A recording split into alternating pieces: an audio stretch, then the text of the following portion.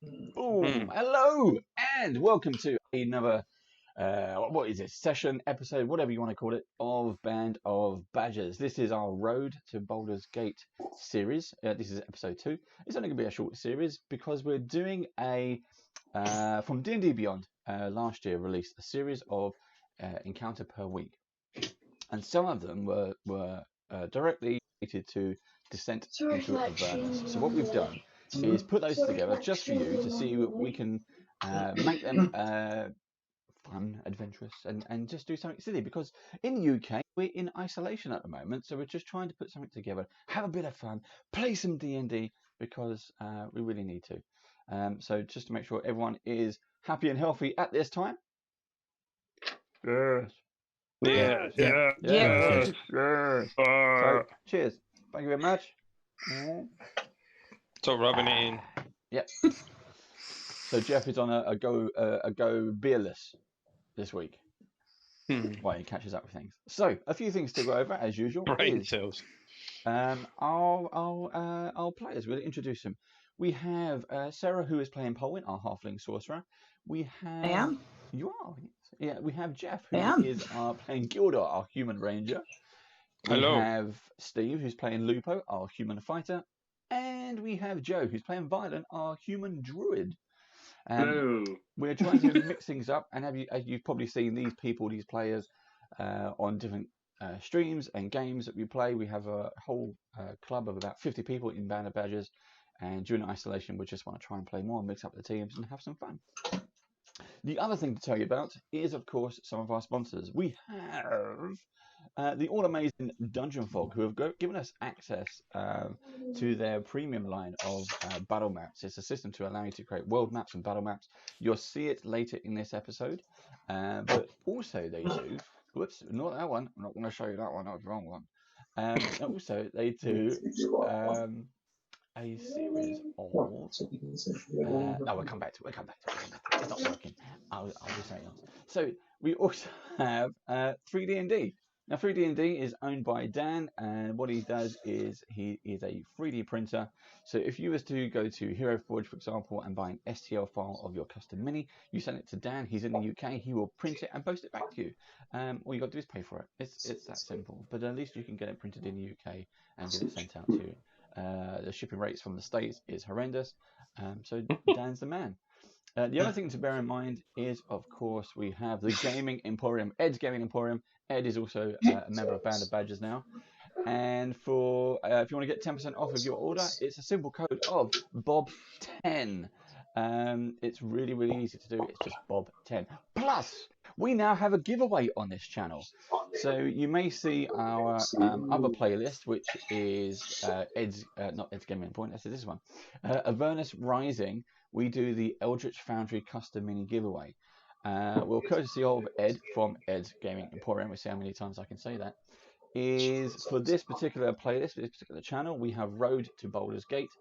He has given away a free £10 gift voucher on every episode. Yay! So it is pretty good. It's not bad. Plus, It is. Stack it up with your 10%. That was an honest yay. Yeah. Stack it up with his 10% discount, and it's even more money saved. He's got Ed's Gaming Emporium. They do a range of board games, miniatures, all kinds of custom merchandise for D&D and computer games and board games, all kind of merchandise thrown in. So it's a great thing. All you have to do to win it is in the YouTube comments below is put in the word Emporium, and that's it. If you put in the word Emporium, you can then do we'll give you one entry. If you then like our YouTube post, you'll get 2 entries. If you subscribe to our channel, you get 3 entries, and if you share it with the whole world, you get 4 entries. Plus, if you tweet and Facebook and all that jazz, we'll just give you more. And what we do is next episode in 2 weeks' time, we will pick a winner at random. So one of these lucky players will roll a D100. We'll pick a winner right here, and it can be you. But you've got to be in it as always to win it. It's easy. Who else is there? Who have I forgotten? Galforce 9. Galforce 9 to a huge range of cards. Oops, show that one. Cards. And we'll be using them in game. What we've done is found a way to put them onto our screen. So we're going to have a play with that because obviously isolation, we don't have we're not around the table. They turned up just before isolation started in the UK, so we completely missed out of getting them onto our tables. But they also started doing a series of terrain packs. Now the terrain packs range from rocks, trees, and all that kind of bits and pieces. If you're into the 3D model kind of aspect on the tabletops, we love using a mixture of digital and 3D printed models and all kinds of mixture of terrain. So it's well worth looking into. And right now it's 2 with a discount. I think it is. Who else are we missing, Steve? We're missing someone. Oh yeah, Eldritch Foundry. Eldritch Foundry. So Eldritch Foundry. There they are. They do minis, custom minis. You just check out their website, and you're able to create any kind of custom mini you like, and get them shipped over to you when they're done. It's fantastic. It's really good.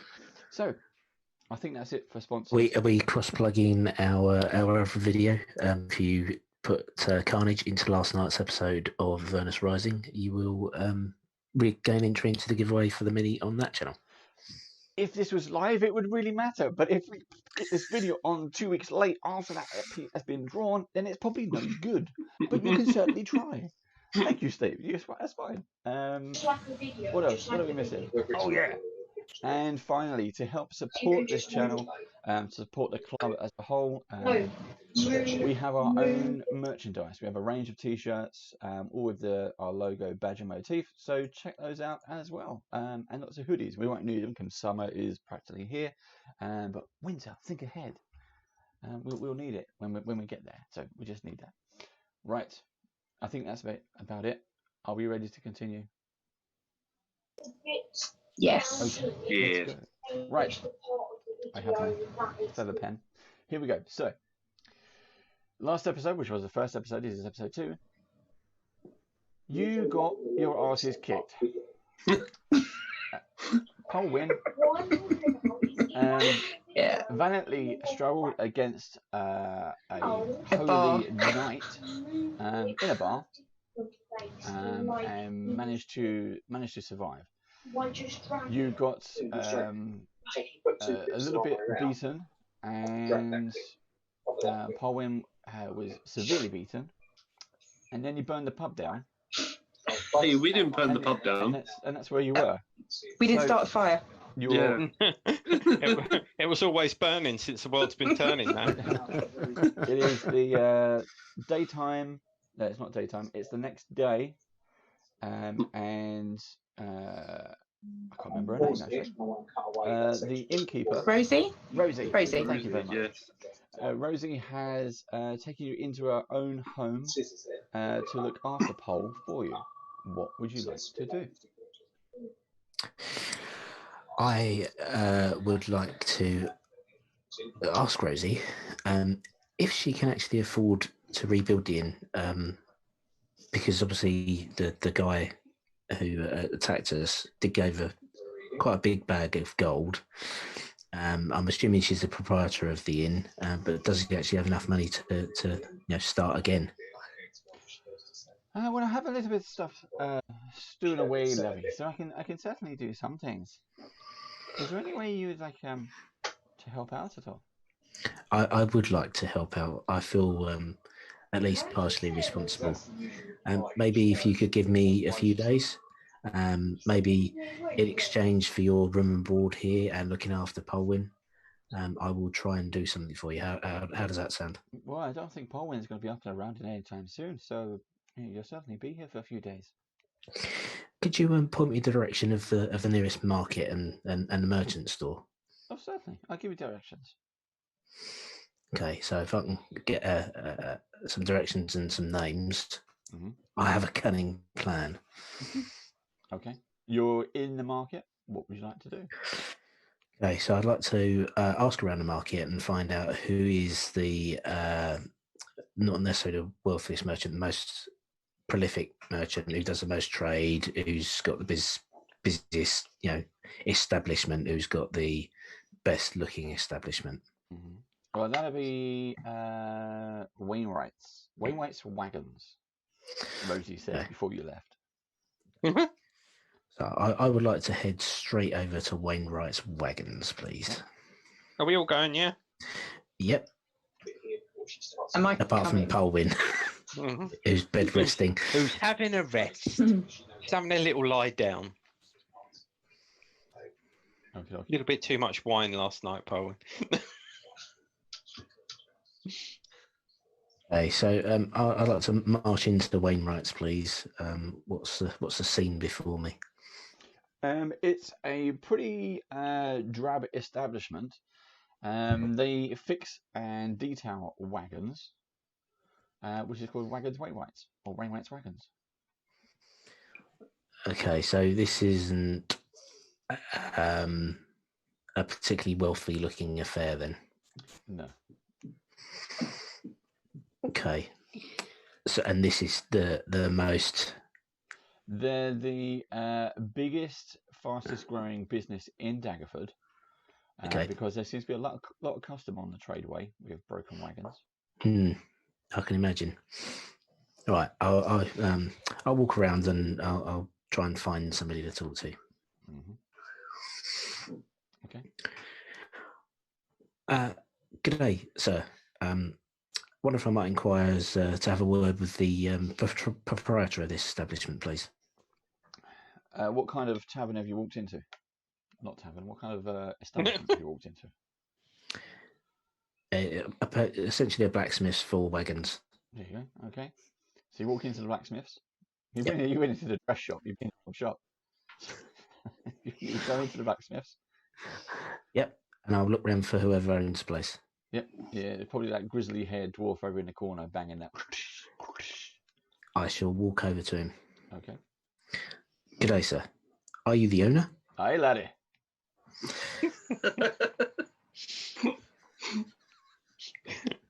What can I do you for, laddie? Basically, if I can get you to repeat "aye, laddie" for the rest of this conversation, this is going to go great. So, I would hazard a guess that your most of your trade is in the repairing of wagons. Would I be correct? Aye, laddie. And while you're repairing said wagon, I would imagine that the owners of those wagons would need to find somewhere to bed and house themselves, for example. Aye, laddie. You may be aware that last night the local inn, I would go so far as saying it's the best establishment, best inn that you have in Daggerford, was unfortunately burned to the ground during a mad moment by one of the residents. Aye, laddie. Well, you heard about that? There's some kind of mad night or something. Yes, that's correct. It was an unfortunate affair, shall we say. Now poor old Rosie, she has her entire life savings tied up in that place, as I'm sure you do here in your own establishment. And well, she's tasked me with trying to find her some assistance in, shall we say, reopening the inn.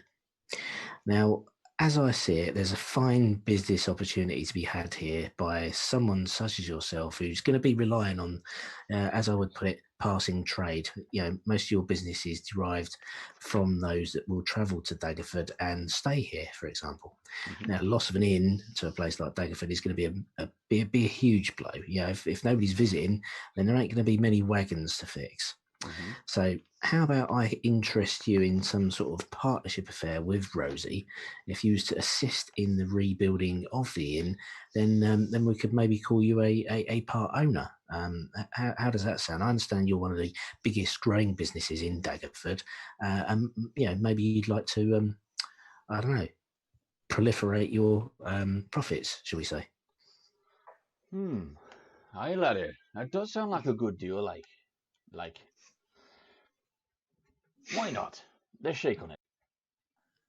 Well, unfortunately, I'm not the owner of the establishment. That's Rosie. I was merely, inquiring as to whether you'd be interested. Now, if you're interested, I can approach her with an offer, and we can work something out. Okay, laddie. Okay, I shall go back to Rosie and see what she thinks, and then maybe we can get the two of you together. You look more dressed like some kind of someone who'd rather hit an orc over the head. And here you are. When I first walked in here, when I first walked in here, I was expecting to encounter a richer merchant, we say, rather than a man of labour such as yourself. So the original plan was to walk in and start intimidating said merchant. unfortunately, that plan didn't quite come off, so I've fallen back on the second plan. I've never attempted to intimidate a dwarf, as I found out last encounter when we was on the road 3 days ago. That didn't go particularly well, so I thought I'd try a different tack this time. Never goes well when you're messing with a dwarf, laddie. No.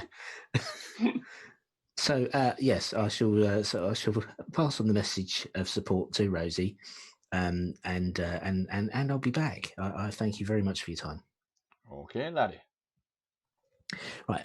Are there any other businesses around that are doing well enough that might be interested in doing the same sort of thing? I want to try and get like 2 or 3 people all agreeing to help Rosie out.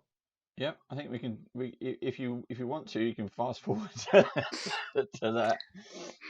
We got 3 hours, Steve. We want to hit something. So I'll just go and get. The grand plan is you want to get some businesses. You want to set up a partnership, and you want to take a cut off the top. I don't want to take anything off the top. I just want to rebuild the inn for Rosie. That's all. Okay, that's fine.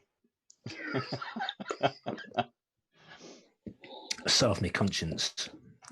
That's fine. Okay, so they're all in agreement, and over the next few days, while Pole is recovering, you kind of set up the contracts. You act as solicitor and go backwards and forwards. You get everyone to sign and make a hefty donation to the building pot, and the local chippy gets his team together and starts building. Excellent. Yay! Rosie even offers to name the function room after you. Aww. The Polwyn room. Oh, well, I was thinking the Lupo Lou. But, Lupo Lou, yeah. Lupos.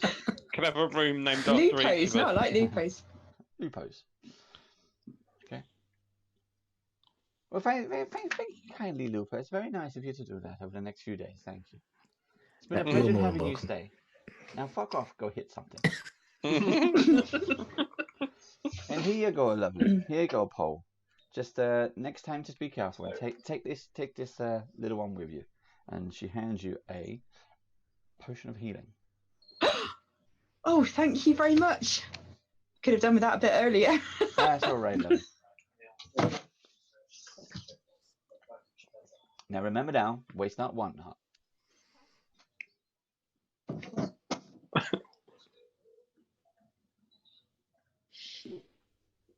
So, what would you like to do next?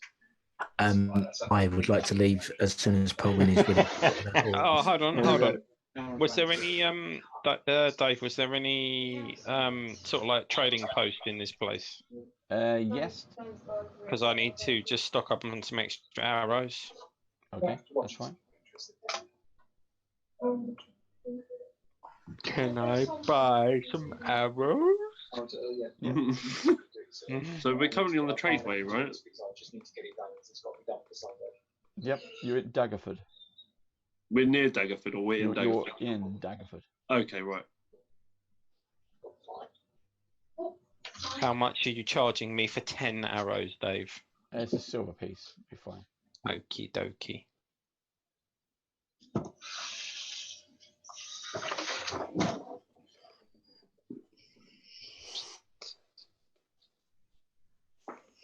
So, all my lovelies, where are you off to next? We're working our way down towards Dragonspear Castle. Do you know that?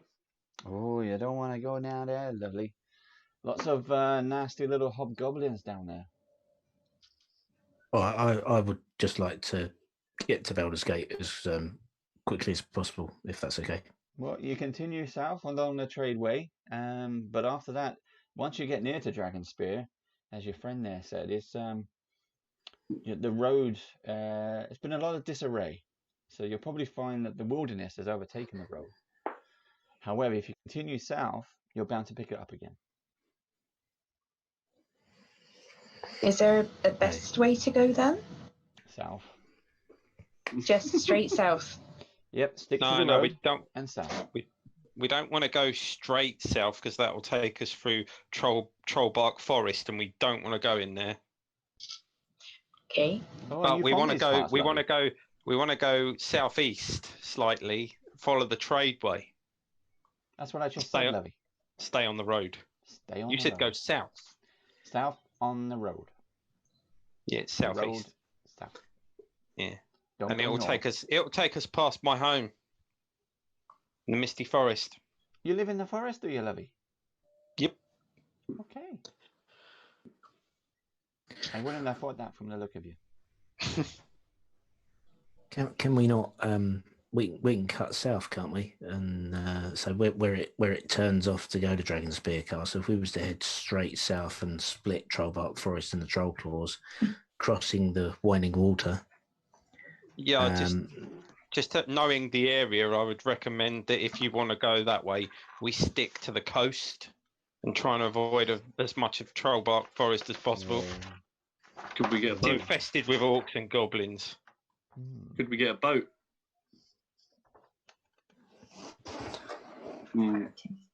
Are there any? I ain't getting on no boat, fool. Oh yeah, there's Dragonspear. Daggerford. So you're here. And you need to travel. The tradeway is marked on there, past the Misty Forest. Yeah, there'll be enough Dragonspear going off Castle road down once there. we get to Dragonspear Castle. Because to get from there to Baldur's Gate, it's all cross country.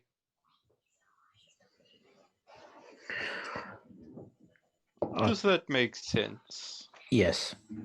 But stay away. I would certainly stay away from that Dragonspear Castle. It's been ruins for many years. But let's say the forces of evil have overtaken it. Lots of hobgoblins. I doubt the four of you could stand up against an army. Yeah, they came out the forest, Trollbark Forest. Oh. The only other thing is, you see, if we go through the forest, we've got to contend with the small mountain regions on the south of it. And there's a really nasty place called Warlock Crypt there, and I've been there once, and it's it's not pleasant. You went to the crypt of a warlock? No, I went past it. I didn't go in it. Oh, is it like sightseeing tour or something? Oh no, I was hunting. Oh, what was your? I was hunting goblin. Ah, good man. Nobody likes a goblin. But yeah, we could go down the tradeway, but then veer off before we get to Dragonspear Castle anyway. Okay. Sounds. Yeah, I think that's what I would like to do. Well, I'm happy to go whichever way Gildor thinks is best. Yeah. And he knows the area better than I do, so.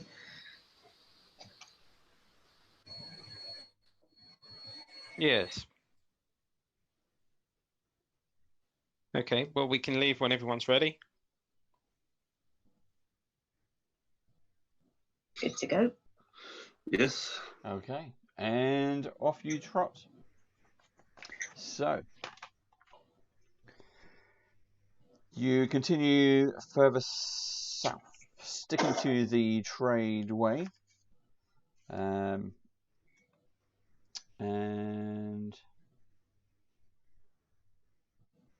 you spent about 4 days in Daggerford while Pole was recovering. And after I shall roll. Pole, can you roll a d20 for me, please? I can. 12.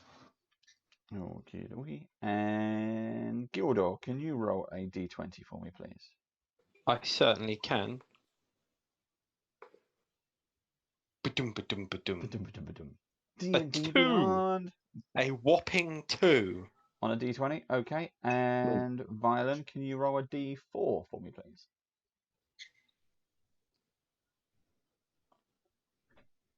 Okay, Lupo, roll a d4 for me, please. Have you got your dice roller there again? I have, yeah. He's rolled a 3. Okay, 3. Right. Okay, so For the next 4 days, your journey south is quite uneventful. You've done okay, but you now find yourself. You've travelled nearly 100 miles since you started this trip, so you're doing okay. If anyone remembers how many miles you've got to go and how long you estimate it was going to take you, you could be on track. You might not be. That's down to you. I think we're a little bit behind because of the fact we had to spend more time in Daggerford. So you could make up that time. You might not. But anyway, so you've managed to have no delays on the road, and then you round a bend in the well-worn road and find yourself travelling directly alongside the edge of the Misty Forest. The early morning sun clips the tops of centuries-old pine trees, casting long shadows across the road, and tendrils of silvery mist reach out from the shady boughs of the forest. Oh, that's pretty. It is. It's very picturesque. First thing in the morning, you've had your bacon, and off you go. Anything you like to do. Basically, you've got a huge forest, Gildor's home, on the left, as you're trotting on by, because you still get your horses and your dog. And on the right is just a plain fields of long grass. It's quite picturesque. Sounds like a trap to me. I'm staying away from the long grass. Yeah. Well, if we had a bit more time, we could pop in and see my folk in the Misty Forest, but I wouldn't recommend it, seeing as we've had to spend extra time in Daggerford that we weren't meant to. They'd give us a fine welcome. I'm sorry, we're in a hurry. I quite like to do that. It's like the opposite of Lord of the Rings when Gimli's describing the dwarves. It'd be the opposite. Instead of ale and red meat, it's wine and lamb spread.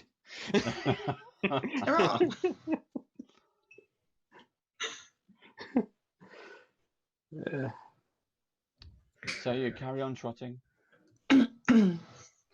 So are we? Did you say we was alongside the Misty Forest now? Is that right? Yeah.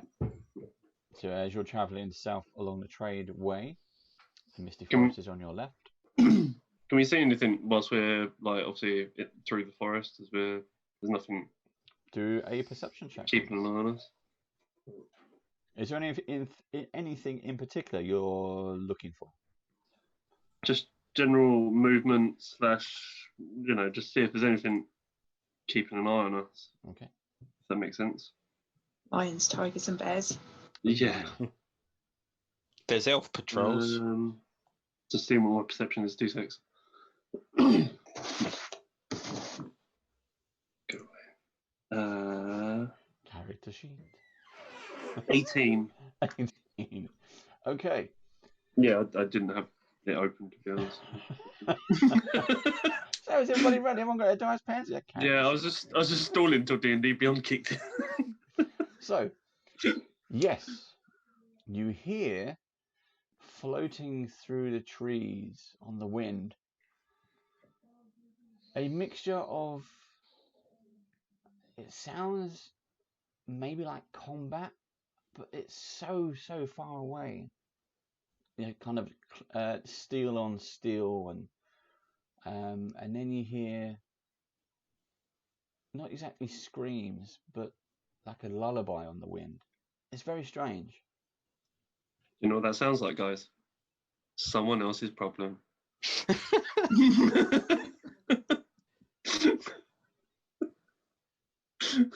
Are we camping soon, Dave? Is it time to camp soon? You can tell a story on horseback. That's fine. It's much more effective if you tell it around a campfire at night. It is, but this doesn't happen at night. Oh, okay. I suppose it doesn't have to. You don't think we should go and find out what it is to you? I mean, I'm. No. Oh, you're all talking character, aren't you? Because that's the rules, yeah. I don't know what you mean by character, Gildor.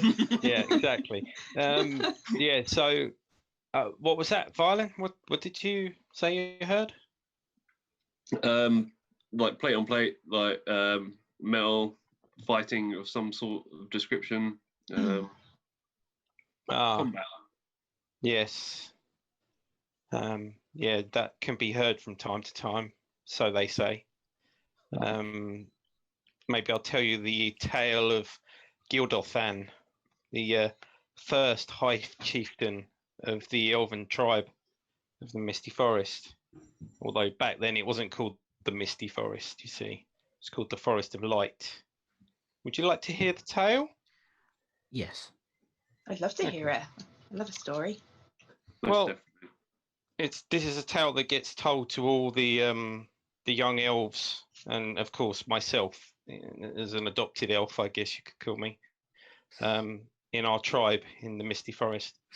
And it starts in the year 216, which is also known as the Year of the Battle Horns. And just out of character for a second, that's actually in the Forgotten Realms lore. And yeah, back then the Misty Forest was known as the Forest of Light. And the first High Chieftain, Gildothan of the Wood Elves clan, and the clan's called the Tree Spirit Walkers, if you wanted to know, went to war with the Orc clan Blood Omen from the Trollbark Forest even, and their leader, Grognad the Putrid. He was called the Putrid because his body was covered in sores and they wept all the time, and it was disgusting. The elves and the orcs went into battle. The elves charging in, blowing their elven horns in a thunderous wave, heading towards the orcs. It's said that the fighting lasted 3 days and 3 nights till eventually the elves won. Basically, Gildothan managed to get to the chieftain of the orcs and cut his head clean from his shoulders. It's said that as he was swiping towards the orc, you could hear his sword sing through the air and cleave the head clean off. And the orcs scattered because they had no leader, and so the day was won, or so the elves thought. Little did the elves realise the orcs would regroup at the edge of the forest, with reinforcements coming in from neighbouring orc clans. And under the shadow of the fourth night, they used foul dark magic to cause a putrid mist to envelop the elven camp. Then they entered, slaughtering the remaining elven army as the elves gasped and choked on the putrid mist. They were helpless, could not fight back. Some sort of poisonous gas, I'd guess. The orcs made their way to the elven chieftain's tent under deathly silence. They entered and brutally cut down the chieftain's eldest son, Thorondale, and his wife, Ilaria. As luck would have it, their youngest son, Gildor, who is my namesake, was back at the main elven city, the woodland city of Hightop, deep in the forest. Seeing his wife and son slaughtered, Gildothan, helpless to stop the invaders, would not receive such a swift and merciful fate. The orcs would not leave him whole to be reunited with his loved ones in the undying lands. First, they plucked out his eyes. And then they cut his ears from the side of his head, then pulled his tongue from his still screaming mouth, and finally nailed him to the sacred elven oak tree, Shrine the Wise Oak, that's called, where the orc shaman cursed his spirit to forever wander the lands, caught between the land of the living and the land of the dead. And so, travellers sometimes pass by the Misty Forest, as it's now called, and they claim to hear the battles still raging on between the orcs and the elves. And sometimes you can even hear Gildothan himself wandering, looking for his family, screaming. I don't know. I've never heard it myself. Well, there's no bloody way I'm going into that forest. Apart from that, it's a lovely place to live. I thought you was going to tell us a cheerful story. I'm traumatised just from listening to that. If you want to read that yourselves, I've got it on Word. So I wrote that. That was a good story. Oh, thanks. It's better written down. I didn't read it that well, but you get the gist.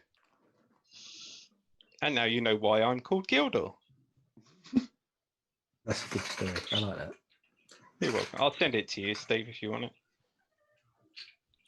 So, do you have any lore on the Dragonspear Castle then? Was that once part of the forest, or has that always been part of the High Moor? No, that's always been the place where the humans dwell, as it were, Gildor. He says, even though he's a human. Gildor, as Lupo is asking you that question, you notice that as a chill wind flows from the east, and the silvery tendrils of mist that you mentioned you saw curling out of the edge of the forest start to grow longer and longer until a titanic fog cloud billows out of the forest. Within seconds, the entire world seems to be replaced by a swirling cloud of mist. The temperature has dropped so sharply that you can see your own breath, and the fog is so thick that you can barely see more than 15 feet in front of you. I'll tell everybody to stick close, guys. This is something I've not seen before.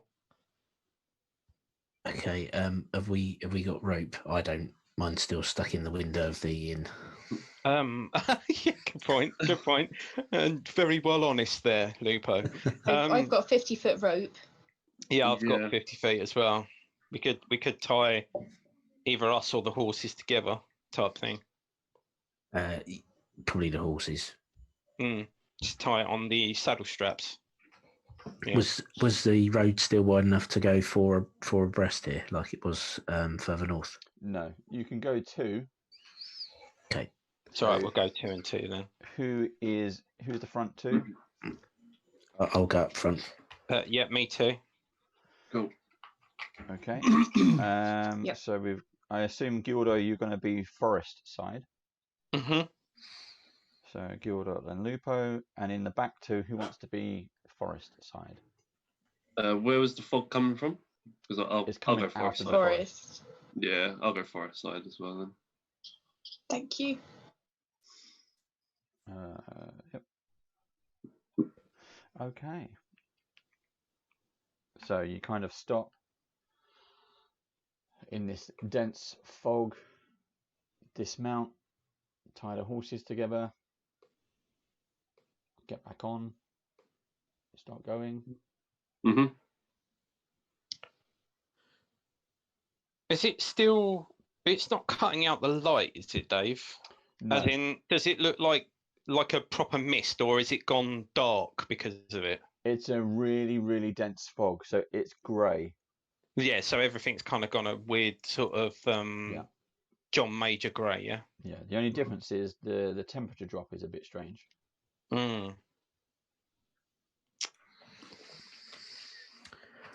Yeah, I've not seen this happen before, guys, and something tells me it's not natural.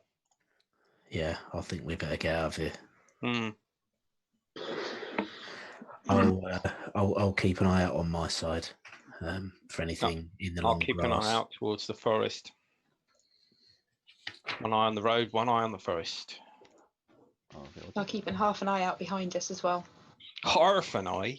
Well, I need to know where I'm going, don't I? Yeah, true. Okay. Something we didn't set up in advance was the battle map. So I've just sent you a link, everyone. In your own time, just click on that and get it up and running. So, what do you wish to do as a joint party? You're just going to keep on going forward? Keep on trucking. That gets my vote. Yeah. We'll try to get out of this mist. Here. Okay. What kind of speed do you want to travel at? I think we slow down significantly, so we don't trip the horses over. So what, half speed the normal? Okay. Just being more cautious, that's all. Okay.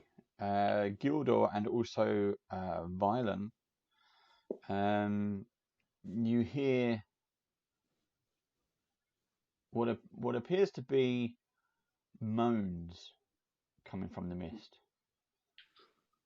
You still hear the clang of steel ringing out every now and then, and it's like it's kind of in slow motion. If you knew what slow motion was, but slow motion, everything's elongated. All the sounds are elongated and strange. I think we need to get out of this as quickly as we can, really, but I don't want to speed up because, you know, the horses might trip or something, or... Yeah. We should just keep going then, just at a steady pace. Try and get out of here. Yeah. Just stay together, keep moving along, stay on high alert. Okay. Oh, I've got the waiting screen, Dave, if that helps. Yeah, that's fine. Also, you can all hear this now. The main reaction you have is suddenly all around you, and it's like a wave of smell in the mist coming from the side of the forest. This putrid stench of death, and it's all around you. Can everybody make a Constitution check, please? Saving throw or just saving throw.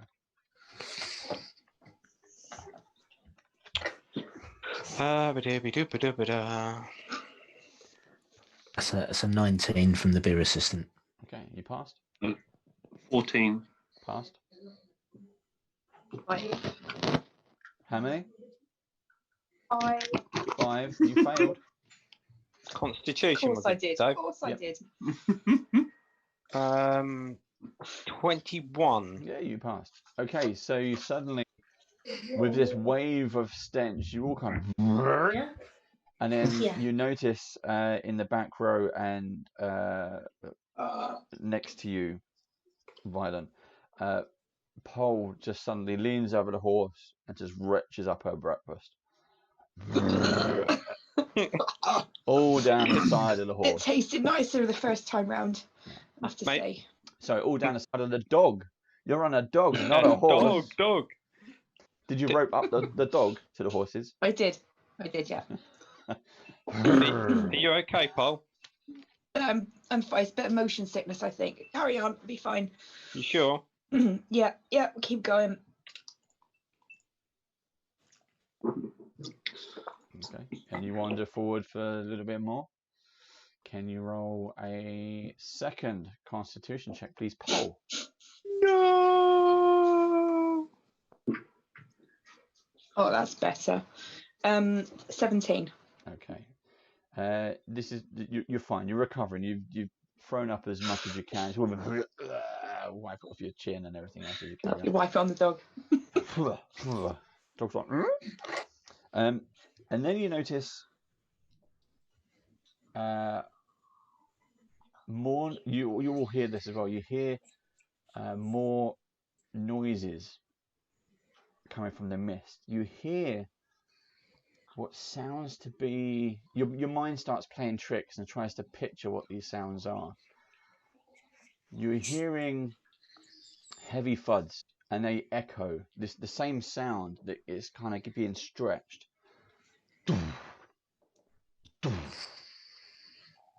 And what starts to be kind of where you're traveling south, it comes out of the forest on your left, but then seems to swoop around you with that each step, and it's around. You also hear something is jumping and landing, sort of thing. Whatever your mind is, whatever your mind pictures, really. You also hear something that sounds like metal being dragged through dirt. And again, you hear it once coming from one direction, then it's coming from another direction. It's like weird 3D sound going all around you. I'll lean over to Lupo and say, Lupo, if I didn't know better, I'd say that was giants or something, but there's never been any giants in this region. I haven't encountered them before, but yeah, it sounds like something that's got some really wide strides, and yeah, that metal dragging in the floor doesn't sound good. What do we want to do? Do we make a stand? Do we move on? Yeah, with Pole sick, I think we need to get out of this mist as quickly as possible. But I don't want to move any faster. Don't think we should stop now until something else happens. Like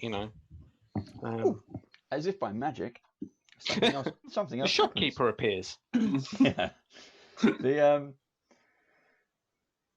There's a kind of a second wave of stench, but this time following the smell is also these noises of.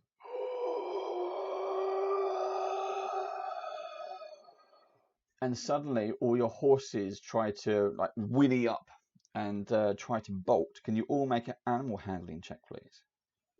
Yes, indeed. I got a 1. Okay. Oh no, and yours is tied to mine. No, we're all tied to each other. I got 16, Dave. Okay. The beer assistant got 14. Okay. 13. Okay, 3 of you failed. It was 15, wasn't it? Vylan is manically trying to settle his horse down. He knows how to handle the horse properly. He's patting the horse, he's stroking the horse. But the front 2 horses, obviously closer to the sound, are really, really put off by the stench. You can feel the hair raising on the back of their necks as this, and they really don't like it. They start to pull away, and as you try to get back control, they just tear off. Can the front 2 make a strength check, please? An athletics check? Do a strength save throw? I was going to do a strength check. You can do athletics if you wish. I'll do athletics. Okay. 24. Okay. You managed to hold on to your horse. Gildor. At 22. Okay, you managed to hold on to your horse. Violent, you are being pulled. Your horse is being pulled along by the first 2. What do you wish to do?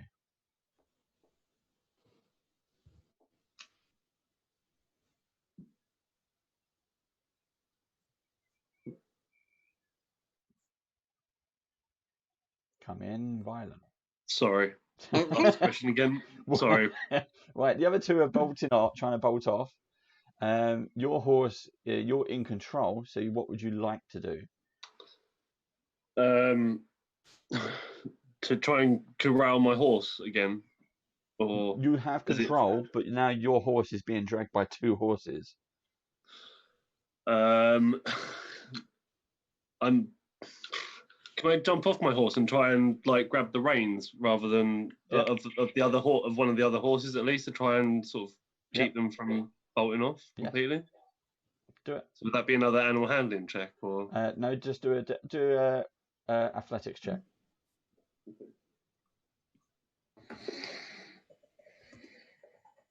And Paul, you can see the other 2 horses pulling away. Both of their riders are staying on their horse. You look over and you see Vylan desperately trying to get control of his horse, and looks 15. like he's going to jump. And then he jumps. Can you roll a animal handling check for me? Me? Yes, please. I can. 13. Okay, you fail. The way that I've done it is that the front 2 horses are also lashed via 1 piece of rope to the other 2 horses, horse and a dog. Everyone in agreement? Okay. Mm-hmm. So it's now pulling the dog with the horses. The dog is now going to get dragged. So Pole, what do you want to do? Okay. What do you want to do? I've just come off. You've jumped off. Mm-hmm. Yep. Okay. So you jump off your dog. You take a tumble in a few steps, and you see your dog getting whisked away. Violin, what were you doing? I'm gonna. I probably would head in that direction, see if I could get. Mind you, he's attached to the other horses, isn't he? So if they've run off, there's no way I could catch up. But I probably would, in heat of the moment, try to go after them. Okay, so you're running after the dog. Remember, you're in mist. You got about 15-foot visibility. They disappear into the fog, and you get that kind of the fog whispered into itself, and you go running in. Violent. I would probably see if I could send dancing lights ahead of me in that sort of direction, just to see if I can see them a little bit better. Okay. Probably does it stay static in an area, or do you cast it on the dog? Violent, what were you doing? I think I'm still going to try and pull them back towards us to stop them from running away, if possible. Okay. Do you have to do a strength check on that one? So. It doesn't. The description doesn't say whether or not you can actually attach it to someone or something. So I'm assuming probably not. Okay. I got 6. I'm probably getting dragged towards wherever they're running off to. What did you get, Violent? 6. 6. Okay. So you see Violent's horse as well now being with Violent stuck on the side of it. He's not stuck to it, but it's holding on as best he can. Now being dragged off, and everyone's just bolting out into the. Can we try and get the horses under control, Dave? Or... Yep. So we can roll another hat.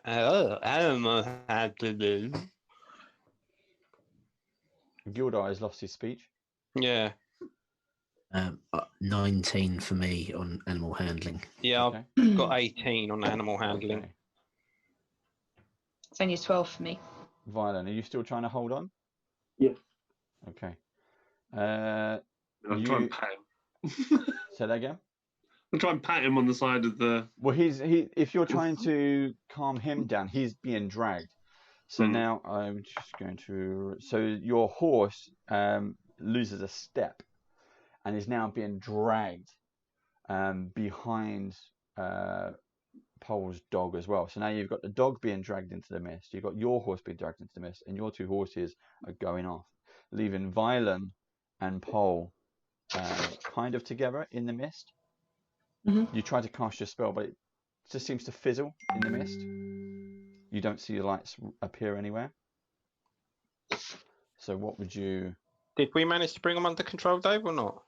Within a few paces, yes, but now... Yeah, but that happened before... Separated. Yes. No. Yeah, that happened before. Okay, that's cool. So you've got them under control, but you have now separated. You've got you 2 together, and then you 2 together. Right, we're going to have to stop, aren't we, Lupo? Yeah. Yep. We need to find Violin and Pole. We need to go back for them. Now, it's probably safer if we dismount. Walk the horses and that. Yeah. We'll check on Violent's horse and Pole's dog as well. Try and patch them up, I suppose, quickly. Okay. So you try to appease the horses and the dog. Again, you have a wave of stench and strange, ghostly noises assail you. The horses are sadly spooked again, and all 3 horses with the dog bolt off into the mist. We get a strength check to try and stop them from bolting. No, that's it. Because you've got off, you're then going back to try to. Yeah, we said we was leading the horses, so we had hold of the reins. If okay, you know what I mean. I'll give you the strength check. Both. 17. 24. 24 succeeds. Gildar, it pulls out of your hand. And Lupo is still sticking his feet into the dirt, trying to hold on to the horses. Okay, right. Well, I'm going to quickly cut the dog free because the 3 horses being tied together isn't such a bad thing because they can keep up with each other, but the horse can't keep up with the dogs can't keep up with the horses. Yep. So I'll quickly cut Pole's dog free. Yeah, it's fine. And then use the rope as like a lead on it type thing. Yep. So you cut the rope, you wrap it around your hand quickly. And then give him a stroke on the head. You can see he's obviously very worried and very scared. Towel between his He's called legs. Bruiser and he likes warm hugs. Yeah, I give him a nice big hug and say, don't worry, and try and calm him down. While I'm holding on, I'll say, what do I do? What do I do? To let the horses go? We try and round them up later? Yeah, let the horses go and we'll track them down. I can track them down. That's not a problem. They'll stop. As soon as they think they're out of harm's way, they'll stop anyway, and it can't be that far. Okay, I let go of the reins. And as you do that, they bolt off into the mist. Again, disappearing. Yeah, let's go find Violin and Pole. Come on. Then everyone hears in the mist more strange noises. The sound of metal being dragged through dirt sounds closer. The tum, tum, tum is also a lot closer this time. Behind us or in front of us? You can't quite tell. Towards where... It's very disorientating in terms of this mist. Now you're, especially you two, you're now off the road. Mm-hmm. Pole and Violence are still managed to stay on, or at least very near the road. Well, we need to head back to them quickly then, I guess. You also hear in the air, the wind. What, Darth Vader? Yeah. Sounds like the Dark Prince. Right, let's double time it back to the way we came. Yeah, Lupo? Yeah, I'm going to trust your sense of direction more than my own. I draw me battle axe and my longsword, and I'll let Gildor lead the way. Maybe the dog will lead you back to Pole. Yeah, I was going to say, I'll say to the dog, come on, take us back to Pole. Take us back to Pole. Come on, let's find your mistress. And you hear... I'm just setting up the other screen quickly.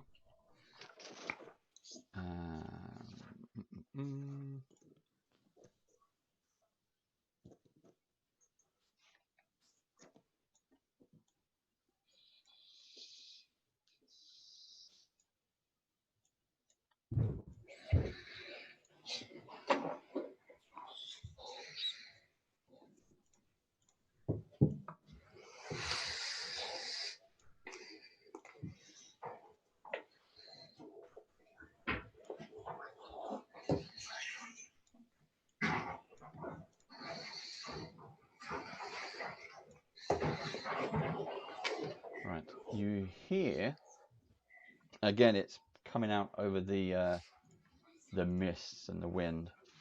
You hear a voice, and the voice says, "The god of mists demands tribute. Mortals, your weapons, your valuables, all your possessors. Drop it at your feet, lest the god of the mists claim first your lives."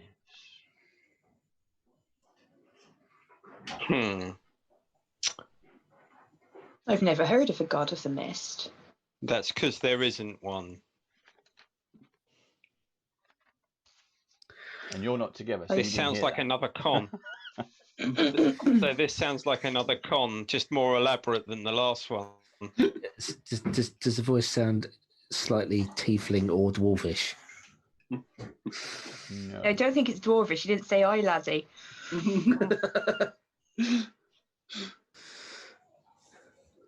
Can we tell where the voice is coming from, Dave? Do a perception check. Do a barrel roll.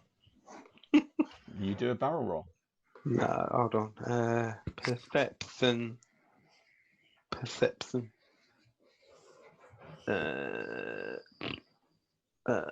14? No, you don't. No. You can't quite make out any details. Have we got back to pole and violin yet, or nope? Because we're not stopping, even though there's a voice. We just keep going. That's fine. Lupo, you see what appears to be floating in the mist ahead of you. 2 red glowing orbs. I poke Gildor and gesture in the direction of the 2 orbs. I don't say anything. I just draw his attention to them. Okay. And I whisper, I whisper, are they part of your story? No. It wouldn't be. It wouldn't be the ghost of Gilderthane because he didn't have any eyes. Oh, that's right. He had his head chopped off. Yeah. He had his eyes gouged out, his ears cut off, his tongue pulled out. Yeah. You start to see the eyes, or the red orbs. Oh, their eyes! Look, their eyes start to move closer, and with the movement, you hear dum, dum, dum, and then you start to see a silhouette appear, and what appears to be the eyes set in quite a large head, with what appears to be wings hanging out of that into a shape, then shoulders, and what appears to be 2 huge axe-shaped objects. Dum, dum, dum. This reminds me of the old yarn of you may have heard of it. It's called Room on the Broom. And then you hear the voice say, "Destroy them." And everyone is in a combat. Please roll for initiative. Did the voice come from the direction of the silhouette or from some other direction? It appears to come from the silhouette. I'm going to try and use D&D Beyond Encounter. If it works. Here we go. 16. Right, hold on. So, Gildor. 16. 16. Paul. 20. Nice. Not happy about that. Not happy about that. Violet. 11. Going first is always good, Paul. Don't worry about it. And Lupo. The beer assistant rolled a nat 20, so that's 21 in total. 21. Woo! Okay. Bum, bum, bum. They are on auto roll initiative. We shall press start.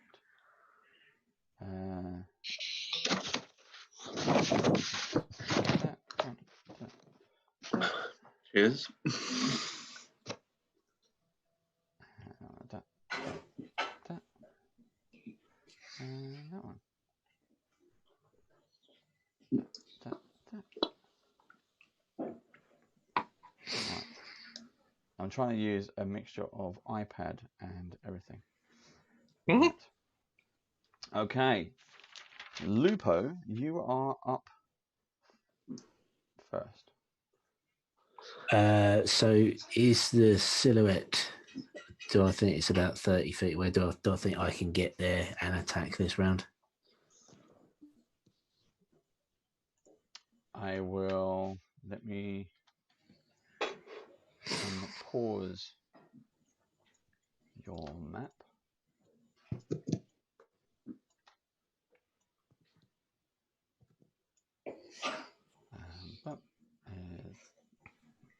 Right, so this should all start to unfreeze for you, and for the audience watching at home, I will switch the Here's one I made earlier. other camera so you can see what they can't, which is quite handy. And that one goes there. Who's that? That's Gildor. Yeah, I can see myself and Lupo. There's that one. And there's that one. So everybody should now be able to see something. Yes. Is that correct? It's a thing. I can't see any people or anything. It will load in a minute. So it should do. Okay, so Lupo, you're first. Okay, I'll move 15 feet in the direction of the silhouette, please.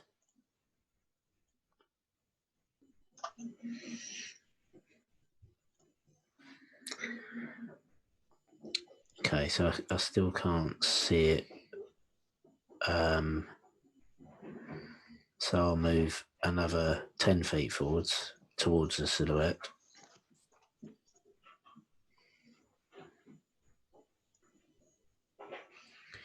Excellent, I can see it now. So I'll take the extra 5-foot step to complete my 30-foot movement and attack twice, please. Once my longsword and once with my battle axe. Okie dokie. So you're completing your movement by moving there? I am. Okay. Let's go for it. Okay, so longsword, I swing the longsword, hitting an armor class of 22. It hits. And then I swing my battle axe, hitting the armor class of 9. No. The 9 misses. Okay, so longsword hits and does 9 points of damage. Okay. Boom. All right, we are off. Anything else, Steve? No, that's it. Thank you. Okay. Poem, you're next, followed by Gildor. Well, just at the very start of this, I would like to cast Expeditious Retreat on myself, just in case I need to get out of the way of anything very quickly. So this spell allows me to move at incredible pace when I cast a spell, and as a bonus action on each of my turns until the spell ends, I can take a dash action as a bonus action. Okay. So that is what I shall do this turn. Can I actually see? Did I see the silhouette appear? No. I didn't. Only Lupo. But I can hear things going on, so I would cast that just in preparation for you can hear possibly sounds having to and do noises a run. all around you. That is fine. Yeah, so I have no bonus actions to take, so that's just me. Okay, so basically you've prepped yourself and you're ready. For running away, yes. Okay. And next, Gildor, followed by Violent. I shall cast Hunter's Mark as a bonus action on the thing with the winged head. And then I shall shoot it with my longbow. Okay. Which is not that one. I've just clicked the wrong button. Right, there we go. That's better. That's better. Ooh, that's does a 26 hit it? No. Yes, 26 hits.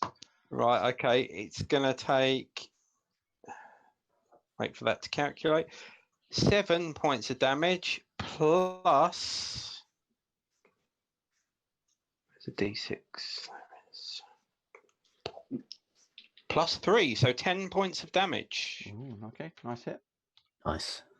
I don't know why I just hit the keyboard and I'm trying to use the iPad. There we go. 10 points of damage. Okay. Right. That was Gildor. Violin, you're next. Right, so we don't actually know whereabouts that creature is at the moment, do we? No. You can see what you can see on the screen. Yeah. So I'm going to change into a dire wolf because I think that then I would probably have a keen sense of smell and know its rough sort of location and be able to run towards it and stuff. Yep. Yeah.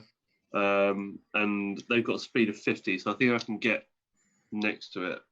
Is that right? 15 will get you there. Yep. And I'm going to try and buy it because it's got pack tactics and Lupo's next to me. I get advantage on my attack as well. Okay. Which is rubbish because I've got 2 5s, so 10. Does 10 hit? Oh, an internal error occurred. Oops. On do I need to refresh it, or is that? Don't. Oh, I've got that too. Right, hold on. Ooh. Oh, looks I'm like sorry. someone disconnected. Looks But like does that Page mean I has can an re-roll my internal dice? error. Steve disconnected somehow. It tells me to press the reload button to Yeah, me reload the map too. to continue, so I did that, and then it's come back again. Okay. Oh, there you go. I'm apparently reconnected. Now, Gildor. Oh no, it's come up with the error again. Well, here we go. Here we go. Dungeon Fog, don't let us down now. Someone else is disconnected. Gildor's back in. No, when you let me in, it just gives me an internal error. Quick, screenshot it. Send it to them. Yeah, true. With the clipboard. I've copied it, so I can save it for you if you want it. Right, can anyone see the map? I can see a black background with yellow spray paint and white crosses. Yellow spray paint. That's what That it looks means like. that means the assets are loading. Right. Yeah. It's been like this the whole time.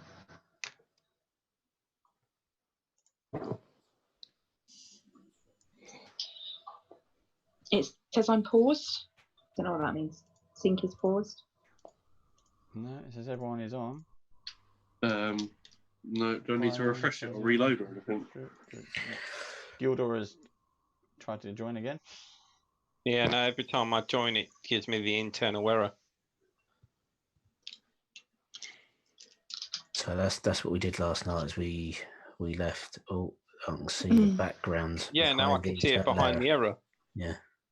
Can you screenshot what we're supposed to see and pop it in WhatsApp? Not easily, no. I can do it on my phone.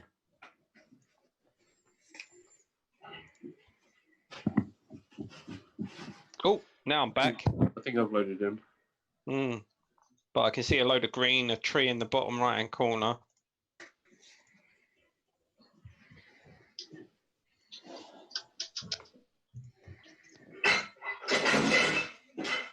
Crash, bang. Oh, yeah. Now I can see what I'm supposed to see. Right, can everyone see something, or have you still got graffiti? Yes, I can see things. Graffiti. I've only seen graffiti the whole time.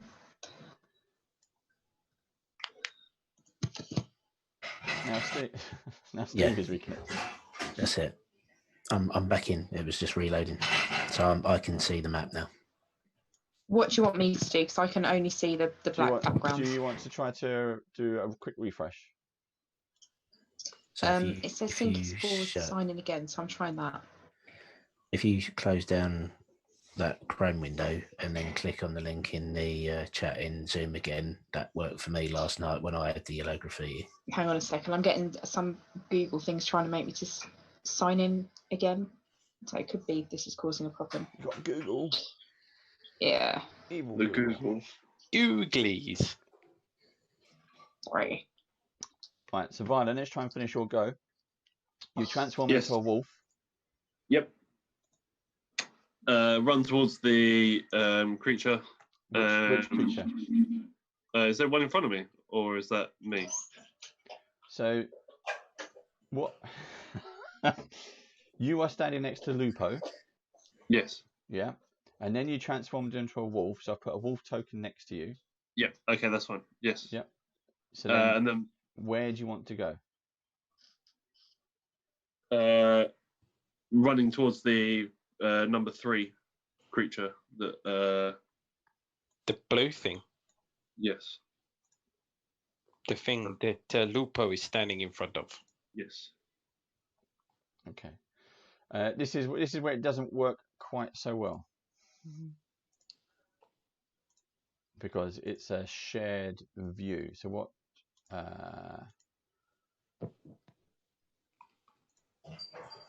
I'll let you have it.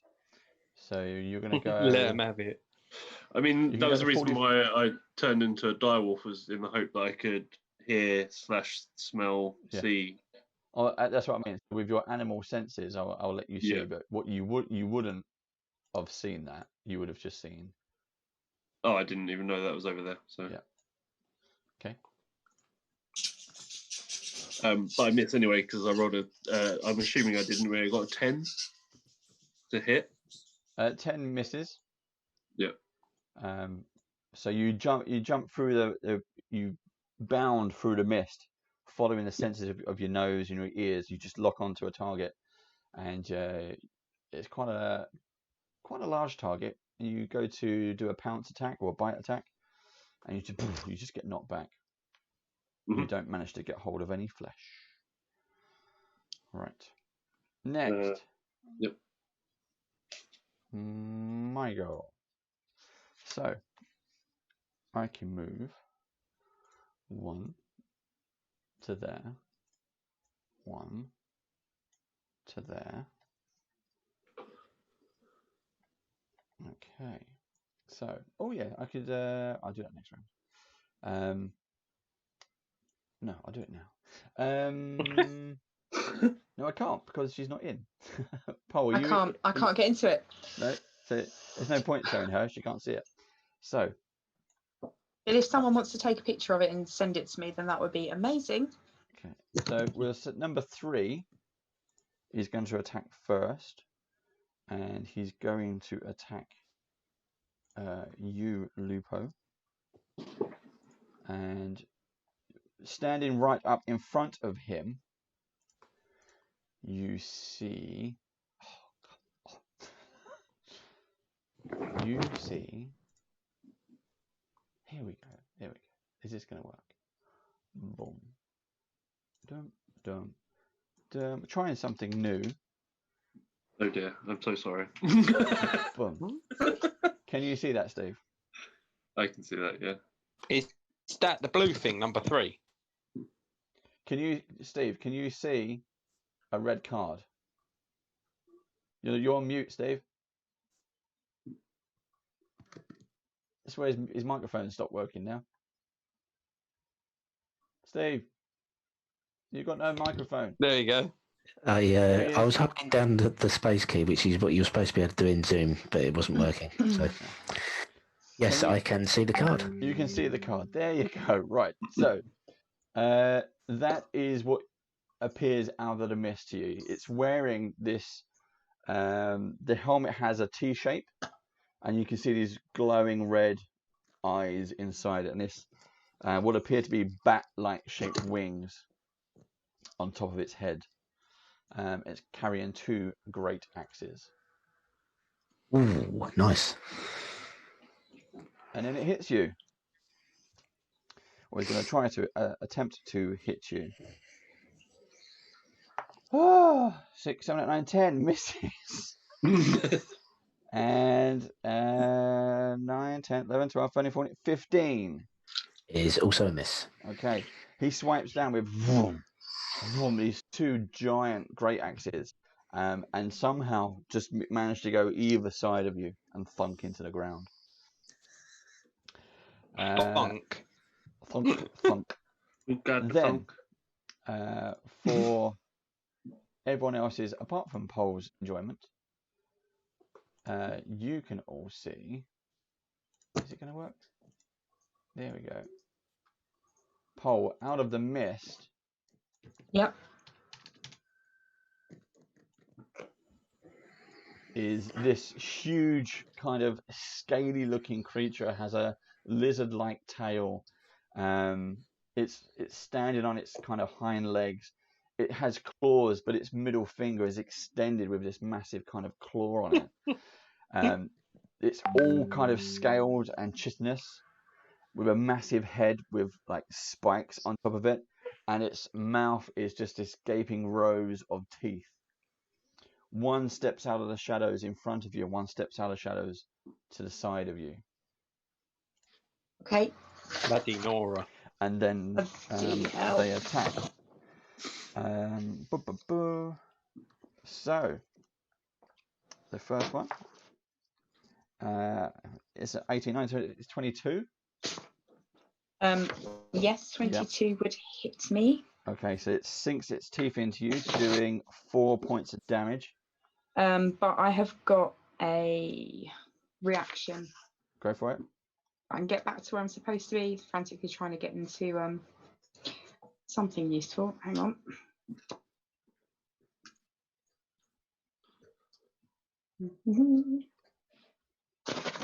Shield. It's shield, yes, it is. Well done. Someone else knows what I'm doing. So it's invisible barrier of magical force appears and protects me, give me +5 bonus to AC. Yep. So I would have done that, but it's it wouldn't have saved me. It wouldn't have saved you. No. Did you say 22? That was 22 to hit. Yeah. And 4 points of damage. Yeah. So it gets through your shield, basically, is what you're saying. Yes. Okay. So it bites through your shield and then sinks into your shoulder. This thing is towering above you as well because you're half. There's 7, 8, 9, 10, 11, 12, and an 18. Does an 18 hit? If I've got the additional +5, then the 18 would hit still. Yeah. Okay. But the 12 wouldn't. That's fine. So then, once again, it's 6 points of slashing damage as it rakes this giant claw down into your shoulder and down into your chest.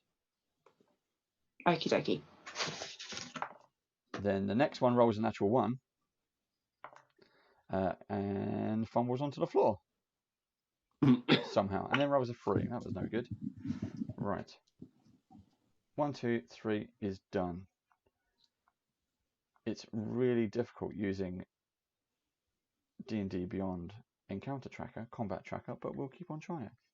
Okay, Lupo, top of the round.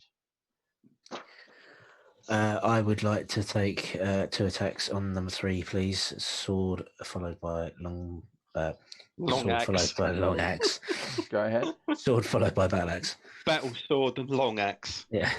So the first, with my long sword, I hit armor class 18 with a massive uppercut swing. Yeah, that hits. And I do Dust damage. 5 points of damage. Damn. Did 5 damage. 5 damage, and then with my battle axe, I take a downward sweep, hitting armor class 17. That misses, unfortunately. Oh, it misses, unfortunately. You don't get to roll that one. You don't like that dice anyway. So just 5 damage for me. I think I'm going to have to go all in action surge for another attack with the longsword, please. Hitting armor class 18. That hits. And doing 12 points of damage. Nice. That's better. And then I'd like to move, please. Okay, what would you like to do? I'd like to head towards Polwyn, so I'll take my full 30-foot movement in her direction. It's the same kind of thing. You can only currently, the general direction. Sorry, yeah, I completely forgot about that. Yeah, so I wouldn't do that. No, that's fair enough. Yeah, I wouldn't be able to do it. Yeah, you're right. It's because the battle map's in front of me, and you get it. You get swayed by the fact that you see it on the screen. So yeah, I was hoping that with Dungeon Fog, I would be able to separate you, and then only show you screens that you would necessarily see. But because of the screen resolution, the bigger screen resolution you have means the bigger view you have. Yeah. Of the battle map. Yeah. I can see one person on the battle map now. Is that you? It's not me. Okay. You need almost like dynamic viewing, sort of. Yeah. Oh, okay. So let's put you. There you go. Brilliant. Yeah, I preferred the other view where there were no monsters. Yeah. Okay. So that was Lupo. Polwyn, you're next.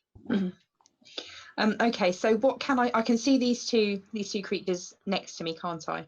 Yes. So basically what happened was Violen turned into a wolf and ran away. Yeah. As he did so, out of the mist appeared these 2 monstrous lizard-like creatures. And then they started to attacking you. Number 1 is the one that bit you and clawed you, and number 2 just kind of missed.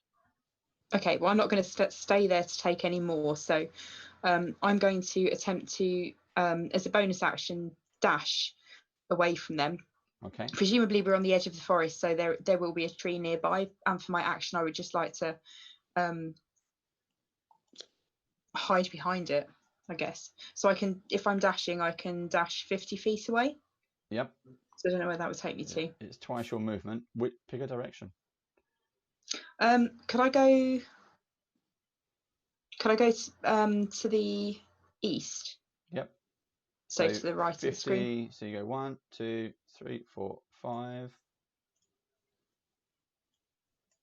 Yeah, there's as good as anywhere. So that's 5, 10, 15, 20. That's 25. Oh, okay. Yep. And again 30, then. 35, 40, 45, 50 takes you inside the trees. Yep. Okay. So they're inside the trees, if you can see that. Yep, you can see that. Hiding in a bush. Perfect. Okay. However, you move through their combat area, so they both get attack of opportunity. Oh, for goodness sake. Of course they do. Okay. So, the first one is a miss. And the second one is a God. natural 1. Yes! So in their clamber to try to, you kind of run in through their legs. One goes down to bite you and misses, and the other one goes to like claw attack and ends up twatting his mate in the head. Okay. Gildor, you're up, followed by Violent. So yeah, I forgot about the fog too because of the map. So I guess I have to move up a little bit so I can at least see the guy in it. Number 3. Because how far can we see now in the fog? Is it still 15? It's still 15, but yeah, you saw Lupo move off in that direction. So I'll have to move up at least 3 squares? 5, 10, 15?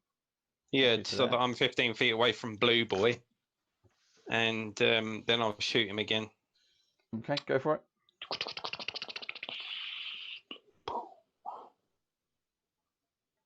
Yes, it's a decent roll. Armor class 24.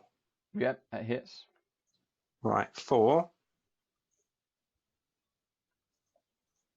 6 plus D6. 6 plus 5. 11 damage. 11 damage. Total, yes. Yeah, that's a good hit. 5. So you notch an arrow, sink it thunders deep into his arm. Anything else you'd like to do? That's a move and action. Any bonus actions? No, that's it. The only bonus action I have is being able to do Hunter's Mark, which I've already done. So, Violin, you're up. Okay, I'm going to try and bite him again. Okay, go for it.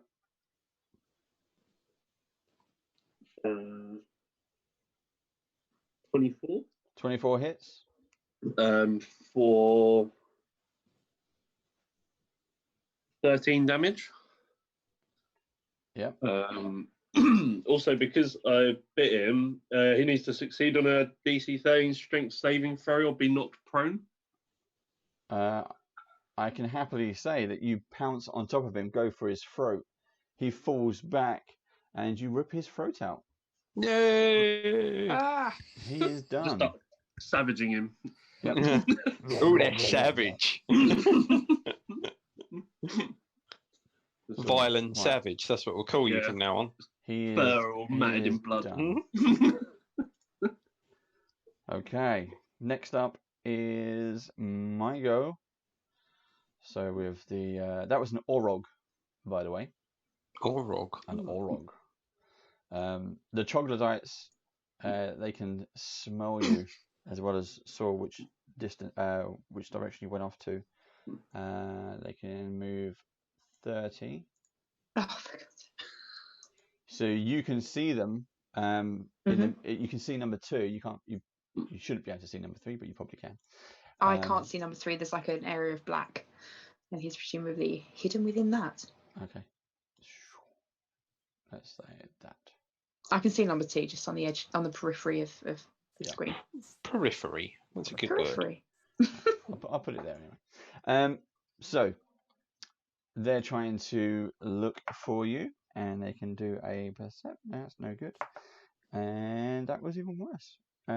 You can see them just trying to look around. They're trying to smell the air. It's now obvious from when they was around you, when you tried to get away, that stench of like that putridness it's actually coming from them. Right. Oh. They ripped a good one. Yeah. Can we use Team Wolf Island to find Pole? Yes. In the Misty.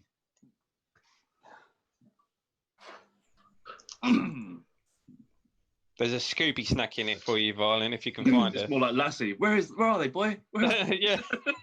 In the well, Timmy's in the well. Is it my turn now? It's the top of the round. Bump, bump. He's dead. Lupo, followed by Polwyn. Okay. I'll say to Violin, where's Pole? And I'll hold my action until he heads off, and then I'll use my action to follow him. You can hold move, can't you? No, you can only hold an action. Oh, you can only hold action. Yep. But can you use your action to move then? Yes. Yeah, I thought so. That's what I'll do as well when you get to my turn. Other video, where you can see the bookcase, taking a still shot of it, created a mask. That'd be Pole then, wouldn't it? Pole. Reverse the mask. Yep. So okay, so I can see this number 2 in front of me. Okay, so I would like to cast Ray of Sickness at it, if I may. Go for it.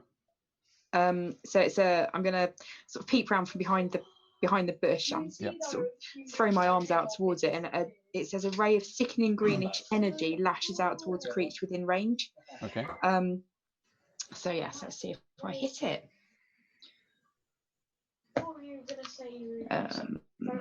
I would not hit it. Goodness sake. So I've rolled a 2. I'm not sure what my modifier is there. Unless an 8 hits it. No. No. So you see the green beams, but no. You miss. Somehow it managed to duck out the way. Okay, so I'm going to, as my bonus action, I'm just going to dash back around the bottom of it, back over to where the rest of the team were. I don't know if they're over there anymore, but so back towards, sort of underneath it and back up towards the southwest. Who's moving their screen? Sorry, it's me. How are you moving your screen? How do you mean? How am I moving it? How are you moving your screen? Like it was me. It was me, and I was making the Internet Explorer window smaller and larger to fit around Zoom. So what you're seeing is the size of the Internet Explorer window. Yes. Because that's what you're measuring on your map. Yes. That's what I can see. Right. So you want to duck, sort of. If I can, yes. I'd like to sort of go staying out underneath. Of their reach. Yeah. For what I assume probably get to reach. about there. That's 30. Okay. I'm going to say okay. I didn't actually see it move. I've just now appear somewhere else. Yeah. Yeah. Okay. Okay.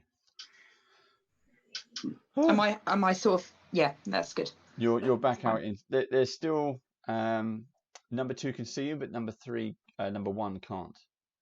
Okay. You've come out the trees basically. So yeah.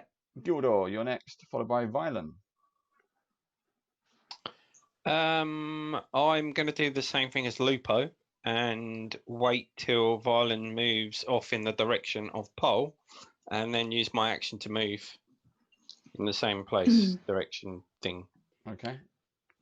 Violin, you're up. Can I smell Pole?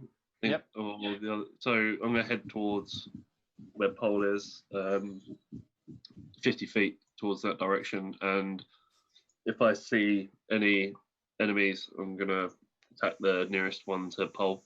Okay.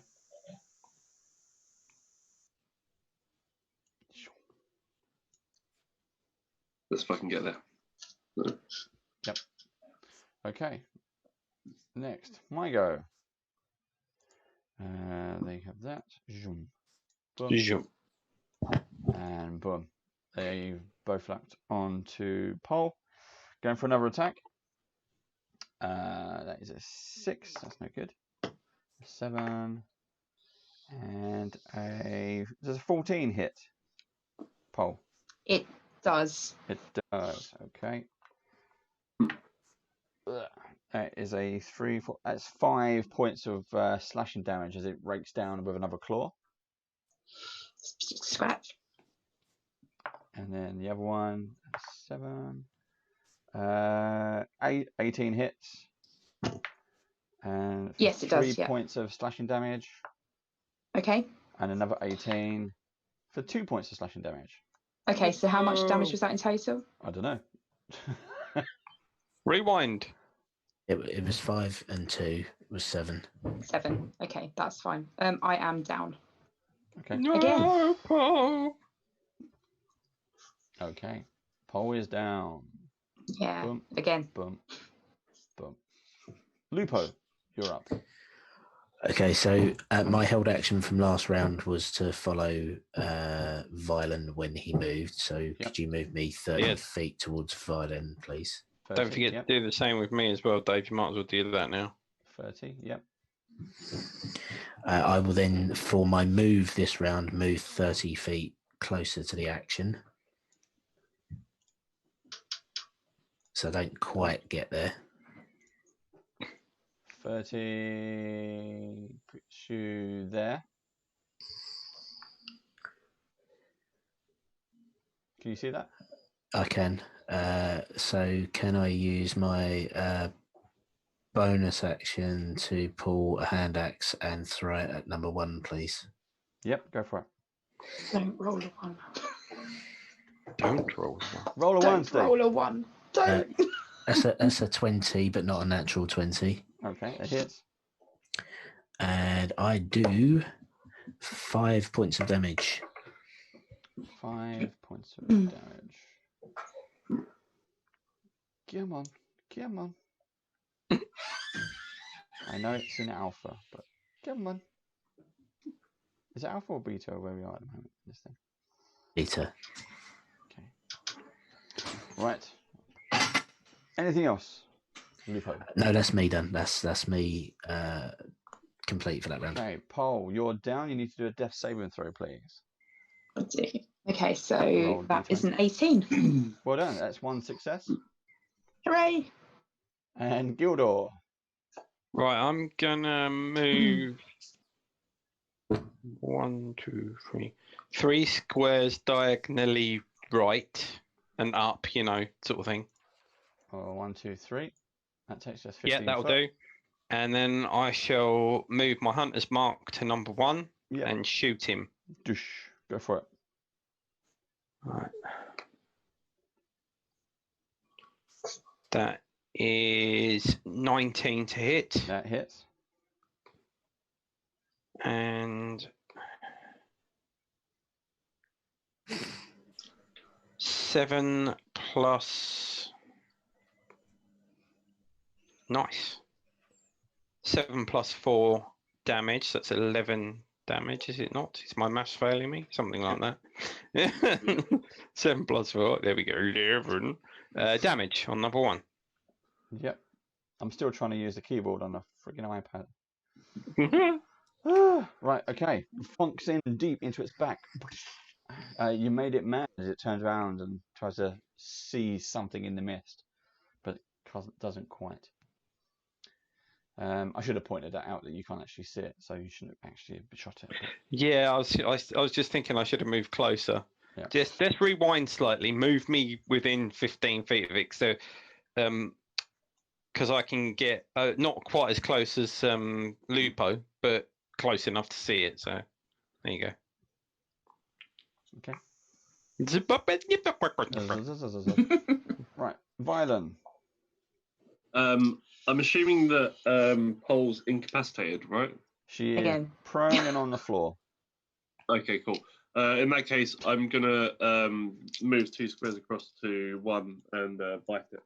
Yep, go for it. 11. Yes. Nice. For 8 damage. Yeah. How do you want to deal with this one? Bad. Just jump on its throat and just start savaging it in the neck out. again.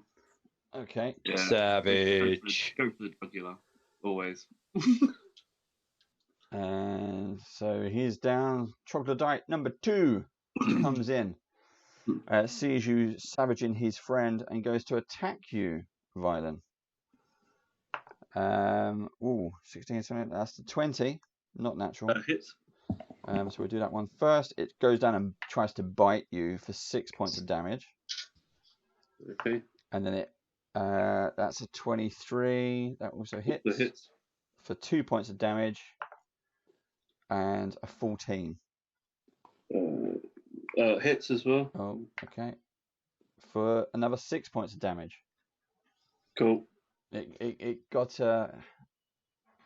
in some good licks there from his mate. Okay. I'll just move that one up. There we go. Right, that's his go. Orog's down. I can't take creatures out of the encounter list, which is slightly annoying. Okay, Lupo, you're up. I will move around 1, 2, 3, 4, 5, 6. I'm moving full 30 feet in a U shape, so I'm standing the opposite side of number 2 from Violin, please. Perfect, thank you. And then I will take my longsword and my battle axe. Now, because I'm standing opposite him, does that mean I'm flanking and would get advantage to the attack? Yes, because he's attacking the wolf. Thank you very much. Right, so with the longsword, I'm a class of 15. Yep. And then with the battle axe, I hit, that's a natural 20. So yay! Oh. So longsword, I'm going to be doing 11 points of damage, and then with the battle axe, I do 18 points of damage. Oh, that's got to be gone. How do you want to do it? In total. I would like to, as I move past him, I swipe my longsword horizontally, and then as I finish in that position, sweep upwards with the battle axe. I quarter him. Oh. And it goes down in pieces. Well done. Yay, well done, guys. That was Nice. just a savage. And then I will start patting down Polwyn to try and find a potion of healing. I know that. Save that. I might have stubbed my toe on the way round. I need some healing. I can do cure wounds on her if you want me to. Okay. Yeah. So she can save the potion for like something. Right. So I'll cast Next time. I'll cast cure wounds on Pole, and she gets back 8 hit points. Nice. I know, you can tell. And then she wakes up. Whilst I'm still in direwolf form, is there anything else that I can sort of smell or sense about the area regarding these creatures? Or No, the stench is fading away. I mean, it's very strong where you are anyway, because it just permeates from out of them. But the mist, strangely, the mist starts to fade away as the combat ends, and you're back onto the road. Can we see the horses and dog? They're quite a way off, but yes, they're further off into the field. The dog's close by because it was with me So when what we happened first to entered. Boozer? He had him wrapped round. He put a lead wrapped round his wrist. Mm. Which again, So we completely he's forgot just gonna about that. Yeah, but I mean, I would have let go of it as soon as we started battle. But so that means he's just back where we were, which isn't that far. It's only like 60 feet away, isn't it? Mm-hmm. Right, we must remember to try and describe what we're doing. So things like that, we have to say it. If not, it would be tied to your wrist. Mm-hmm. Okay, but then I forgot about it anyway. So don't worry, I'll remember things like that in future. Sorry, D&D Beyond, that combat tracker didn't. It was a bit awkward. I found that. And Dungeon Fog didn't really work quite as I had planned out, because obviously you can see what other players can see, and I was trying to separate you to see what you would do. It didn't quite work. But hey, you survived.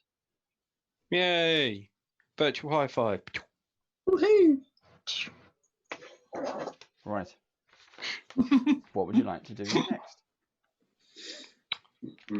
I try and collect the horses, I think. Yeah. Hang on. Should we search things? in case I've got stuff. Well, yeah, I'll tell you what, I'll go grab the horses and you search the bodies, you guys. Let's switch cameras over to the other one. We don't need the back map anymore. Hello. I like this screen. I like this. Oh, I'm looking. There's a camera there, and I'm looking over there. Right, let's turn the iPad off. So don't need that anymore. Guys, you check the bodies. I'll go get the horses. Yeah. Make me a kipper. I'll be back for breakfast. That's what you were fighting, by the way. It was the Orog and a troglodyte. Very good. Quite nasty. Very nasty, especially if I'd got hit by one of those large axes. Yeah, they do a serious amount of damage, and plus he had 2 great axes as well. That is quite a lot of damage. But it's nice to see that we don't often find these things in adventures and campaigns. So throwing something, you normally get an orc or hobgoblin or goblin, and fighting something like this is quite a nice change. It throws you off a little bit. I'd like to search the Orog, please. Okay. I might take one of his axes. You can take the axe if you can use it, lift it. That's fine. Is it a great axe or is it a large great axe or something? It is a great axe. I will take that. He has 2. I won't be greedy. I'll only need the one. Does he have anything else on him? He has a giant helmet. I bet he does. With bat wings. That sounds quite interesting. Is it? I imagine it's too big for my head, though. Are you going to try it on? I'll take it off his head and sort of size it up. Yeah. You put it on. Go on. What could possibly go wrong? Yeah. We'll go on. Next episode. You can put it on, but you can never take it off. I'll put it over my head and see how big it is in comparison. Okay, so as you lift it over your head and you kind of bring it down, as it just touches the top of your head, it starts to shrink and size perfectly to you. And it's a T helm, so it's got the slit down in the middle, the slit for the eyes, and then the bat wings. Big bat wings. That's quite cool. You turn around and you can see everyone, and your face is all black and misty, and then you have 2 red glowing orbs for eyes. Oh, that's I like the sound of that. When you speak, Lupo, can this. And you go, get that thing off. Does it come off? I'm gonna just pull out a knife that I use for eating, and whatever clothes I'm wearing, I'm gonna just nick the stitches in the sleeves. I'm gonna rip them off. Go barbarian for the rest of the day. Okie dokie. Steve, for your interest, it is an item that is on D&D Beyond. It is called a Dread Helm. Okie dokie. You also find on the bodies of the troglodytes 2 coin purses, each containing 15 gold pieces.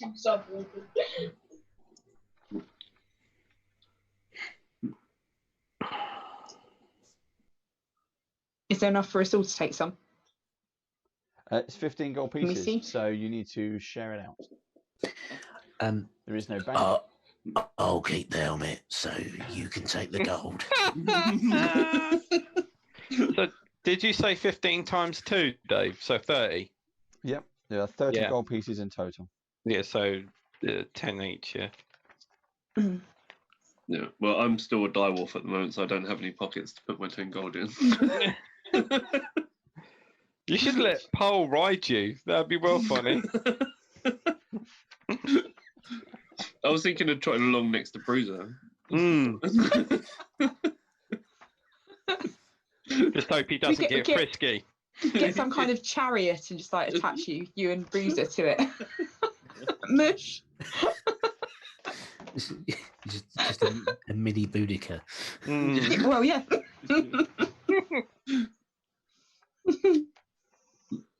Okay. What would you like to do? Well, we can untie the horses. Has the mist started to clear at all? Is it? Yes. Okay. Strangely, it cleared after you were after the combat ended. Maybe it was all timed. Mm. Yeah, we'll untie the horses from each other then. Pat ourselves down. Violet, do you want me to carry your gold for you if you've got no pockets? Give me one woof for yes, or 2 woofs for no.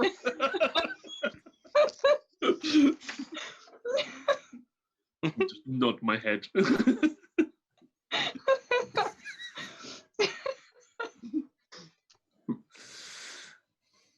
You're not changing back then, or? I did see the point in case we get jumped again. Oh, okay.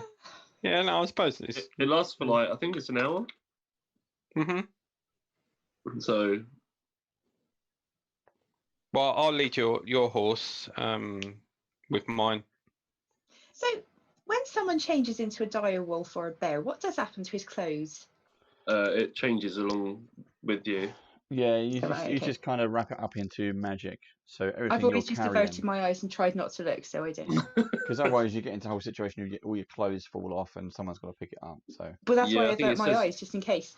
I think it says on there that it changes along with you, everything that you're carrying and holding.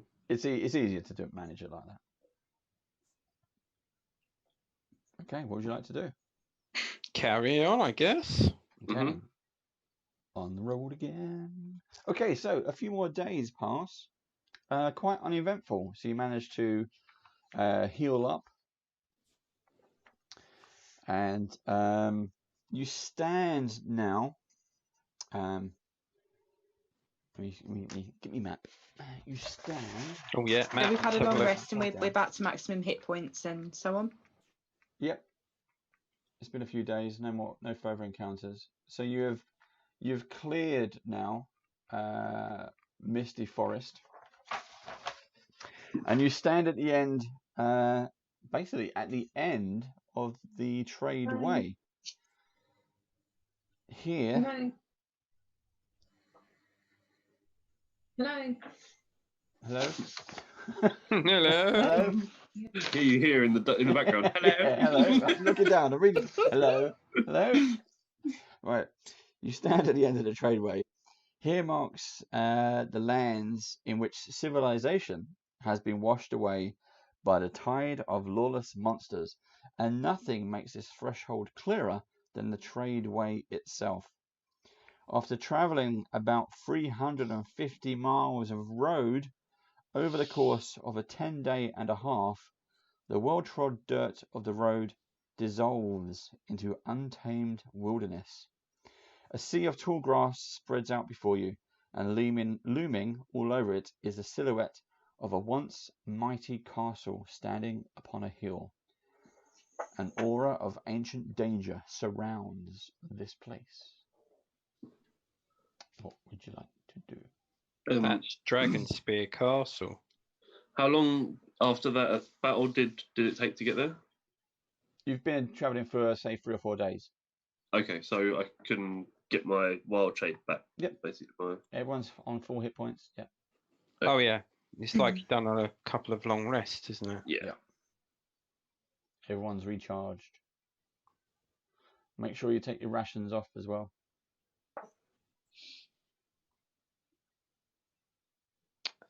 Equipment. Cool. How many rations should we have used up by now? How many did you have? And it's been 10.5 days. I'm very hungry. I had 6. Well, yeah. They're long gone. Has our ranger been feeding us? Yeah, I can. Yeah, I can say that, I suppose, since I will know the Misty Forest area very well. There's lots of deer in there. Buggered if I can remember what they're called. Deer? No, the species you plonk. Or their names individually. Oh, that's Steve. Oh no, there's Phil. Rudolph, Dasher, Prancer. No, the species.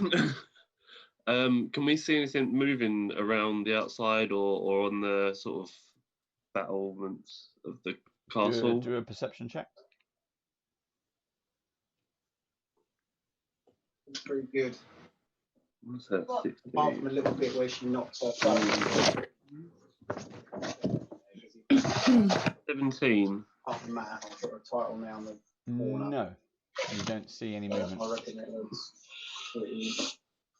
It's still quite a long way off. It's not, just up there. Yeah. So, from here, are we gonna split the difference between Trollbark Forest and the Troll Cove and trying to ford the river and then follow the coast down, or are we gonna travel onwards to Borsky Bridge, Borskier Bridge, and then head west? I've never done that before. Well, yeah. If we're trying to get to Baldur's Gate, like. Oh, I sent that ages ago. Is that is someone got the TV on? No, it's me. I'm just muting in between me talking because the noise in the background. Sorry. Okay, no worries. Yeah, like the noise in the background. Just apologise. Sorry. I would suggest we take the more direct route, but avoid the troll claws. So go round it towards the coast. Yeah. And directly down.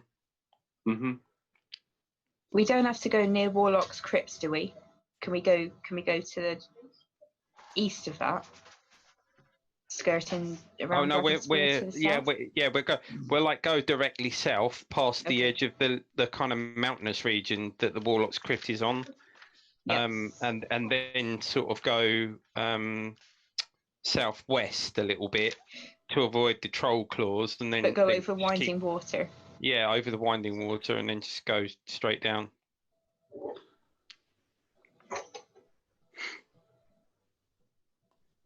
If everybody's in agreement. Yeah, that definitely gets my vote because it's definitely the more direct route. We go all the way to the coast. I quite like the seaside. Get an ice cream. There should be places to cross the winding water. It just depends on how much rain there's been.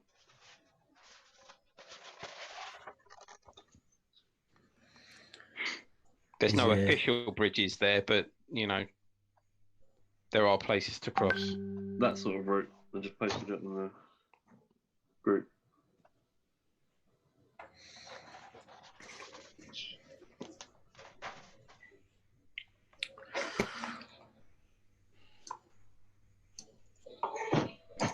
Yes. Yeah. Yep.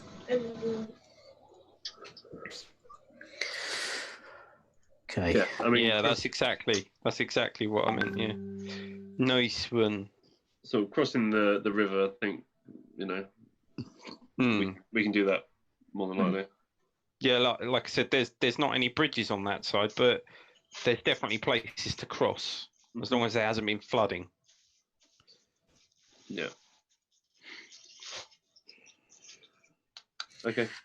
Right. So are we bypassing Dragonspear Castle completely? Not even... Yeah. You got that, Dave? Mm-hmm. You seen the picture in the WhatsApp group? Yep, the red line. Yep. The red line. So that is what we'll do. Okay, so this part of the challenge or encounter is a little bit different. I don't think we've actually ever done this before, but we're going to give it a try. It's called a skill challenge, and you will, to get to where you want to get to, is going to take a number of days. And even though you have a ranger, each of you are going to take a lead once per day. So you each get a day. If you succeed, you get a pass. If you fail, you fail, and something bad will happen. Sorry, already. Yeah, apologies. I feel I should apologise in advance. If you don't meet the required pass score, therefore you get more fails than successes, you will fail, and something really bad will happen. However, what happens is down to you. You will decide the narration of what happens on your day. You will decide how to overcome that obstacle, but you can only roll once. So if you think you're going to be stealthy and sneak through something, you can only roll stealth once. It might take 4 attempts to be stealthy. You can only roll once. Also bear in mind you're doing this as a party. So the story is now over to you for this bit, and I'm just going to keep score. What? Okay. Okay. What's the roll against? You don't know. Oh, is it? No, we don't know. It's not an actual skill-based roll then, as in you're rolling using a skill. Yes, you're rolling a skill, but you determine what the situation is. So. Oh, okay. Steve, you're at the edge of the trade route, the tradeway road, and you've had a huddle and discussed the map and which direction to go. The next day is over to you. What do you see and what do you do? Okay, so the following morning, we've made our decision that we're going to bisect the Trollbark Forest and the small mountain range to the south of that, avoiding the Warlock's Crypt and the Trollclaw. Sorry, I've got half my map hidden, and the Trollclaws. So I'm going to set myself in that direction. I'm going to try and avoid the edge of that mountain range, trying to keep as central as possible to that grassy plain. I'm going to ask everybody to get in a single file line.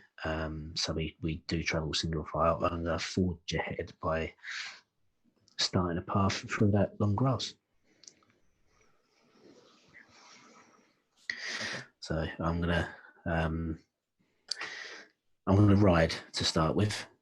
Try and keep a vantage point. Keep my my 2 main points of reference. So that's the eastern edge of the mountain range where the Warlock's Crypt is situated, and the edge of the river as it juts out north of the Trollclaws. Those are going to be my 2 vantage points. I'm going to draw a straight line between them, and I'm going to head south-westish, but more towards the south. And like I say, travelling through the long grass, we're going to be in single file, and I'm going to break the trail for that day.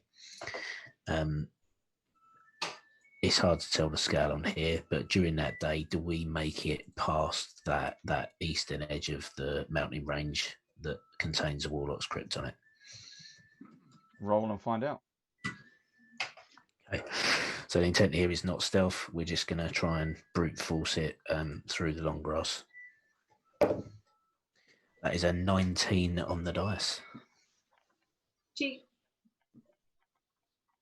Okay.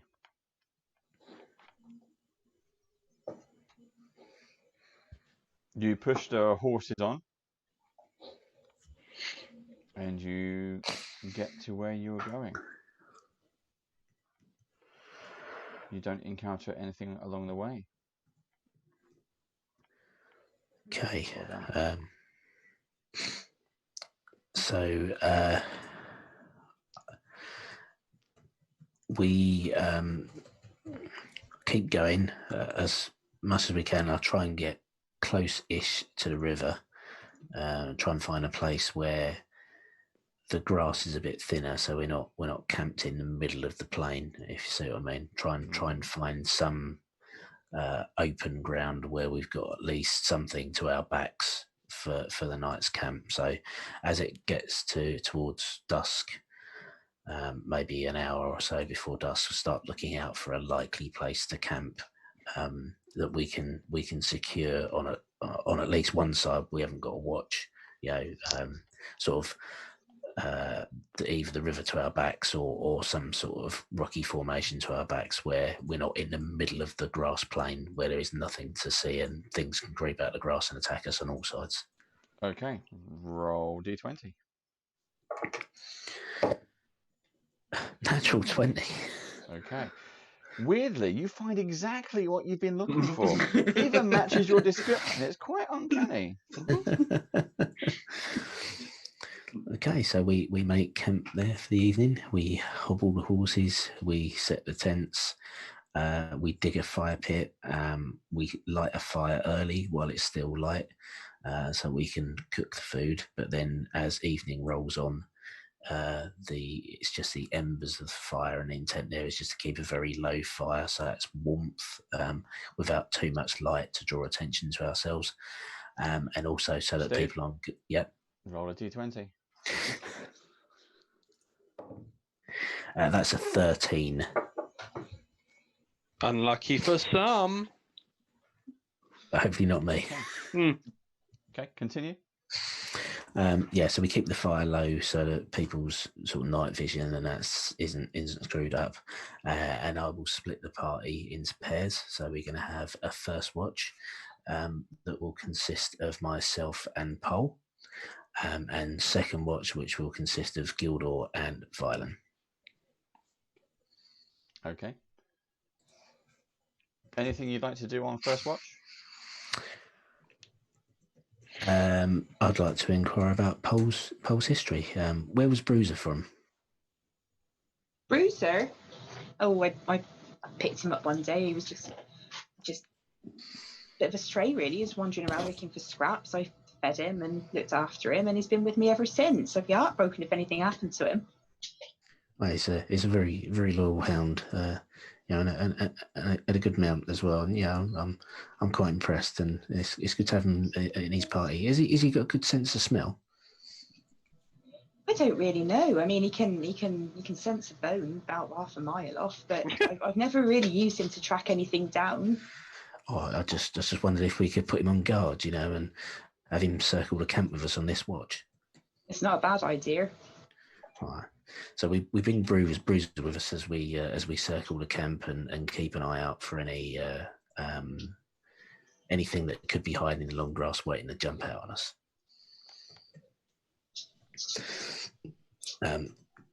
And then if that watch is over, we'll go and wake Violin and Gildor. And can you roll a D100, please?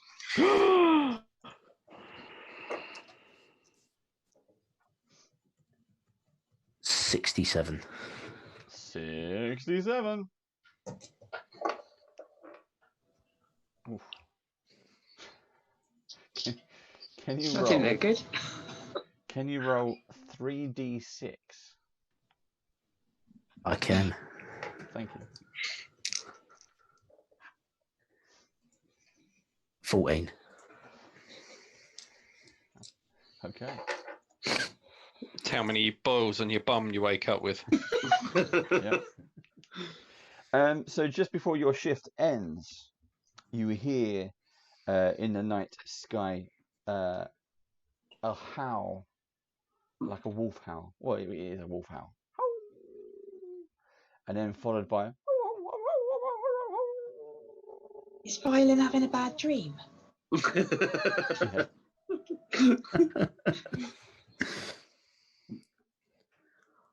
Okay, I go and shake Gildor awake.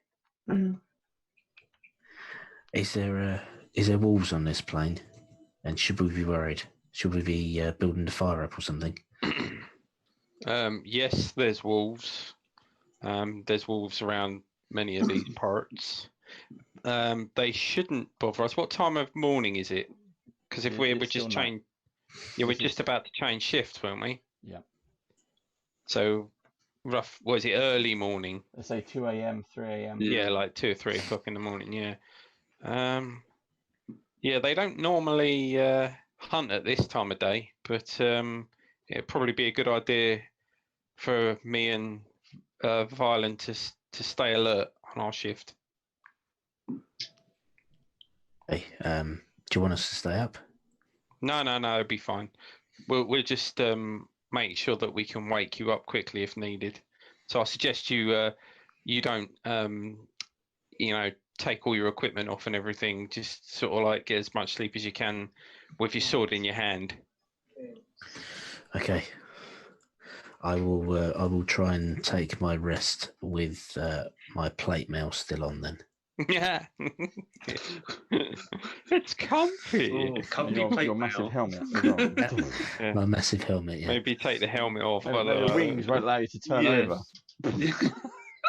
It's just sort of neck brace. You're constantly sleeping like this because the wings are pushing your head up. Plus everyone else is trying to sleep and all you're doing is making creaky, clunky noises every time you move. Right. Okay. So, and that's quite a nice handover. Gildor, the next day is yours, starting with the watch. Right. So, the rest of the night goes uneventful. And as soon as first light breaks, I actually say to Violin, I'm just going to quickly go off and do a little bit of hunting. I won't be too far. I'll be within shouting distance. I'm just going to go hunt some rabbits. And I am going to just go see if I can shoot some rabbits for breakfast. Mm-hmm. So I'm actually going to roll a survival skill check to see if I find and kill any rabbits. Okay. If that's okay. Oh, I've rolled 14 plus 4, which is 18. Yep. So I reckon I'll probably found about 2 rabbits or something. So I'll bring those back with me for wakey up time and have them cooking on the embers of the fire for breakfast. Well, hope everybody likes a nice round of conies. On your way back, you come across a series of tracks. You clearly identify them as wolf marks, and it does look as if maybe pure luck that where you're situated, that perfect spot that Lupo managed to find you to lay camp. An entire pack of wolves was out last night and managed walked right past. Oh, cool. I sort of give a that was close. And go back to what was it, 14, Steve, you rolled? For what, the last one at night? Yeah, the 3D6. 14 on 3D6, wasn't it? Yeah. Was that 14 wolves? So you identify 14 individual tracks. They obviously weren't on the hunt. They were just moving about. That's what I reckon. So I'll go back to the camp with the rabbits, start cooking them up for breakfast, and wake up Lupo and Pole. And then I will tell Lupo about the pack of wolves that passed us. Lupo, I suspect there was 14 wolves in total, but I suspect they were just moving and not actually hunting. They're probably just looking for a new place to hang around. Yeah, maybe we need to be worried about where they got kicked out from and what they got kicked out by. Yeah, that's a good point. Yeah, do I know which direction they were coming from too, Dave? No. I suppose I get a rough idea, wouldn't I? Because all you know is the that tracks would be... They've skirted past, so they're heading east. Yeah. And you're trying to kind of head south and then loop to the south west. and west, yeah. Okay, yeah. So, you don't know where they've come from. You don't know where they've gone. Hopefully they were just a family pack of wolves, just roaming around and that, and they weren't actually coming from anything. But yeah, I think you're right, Lupo. We should probably be on our guard in the next couple of days, just in case. Do you think they might come back again? No, I don't think so. No. So I suspect that was the entire pack, which is why I say they're probably moving from one place to another, because what they tend to do is they settle in one area and then half the pack will go out hunting. But I've never seen a pack of wolves bigger than 14, so yeah. Anyway, got some breakfast for you. We don't have to eat rations. Lovely rabbit. So yeah, rabbit. No, not rabbit stew. There's not enough time to do rabbit stew. Cooked rabbit flesh. There you go. Rabbit kebab. Yeah, rabbit kebab.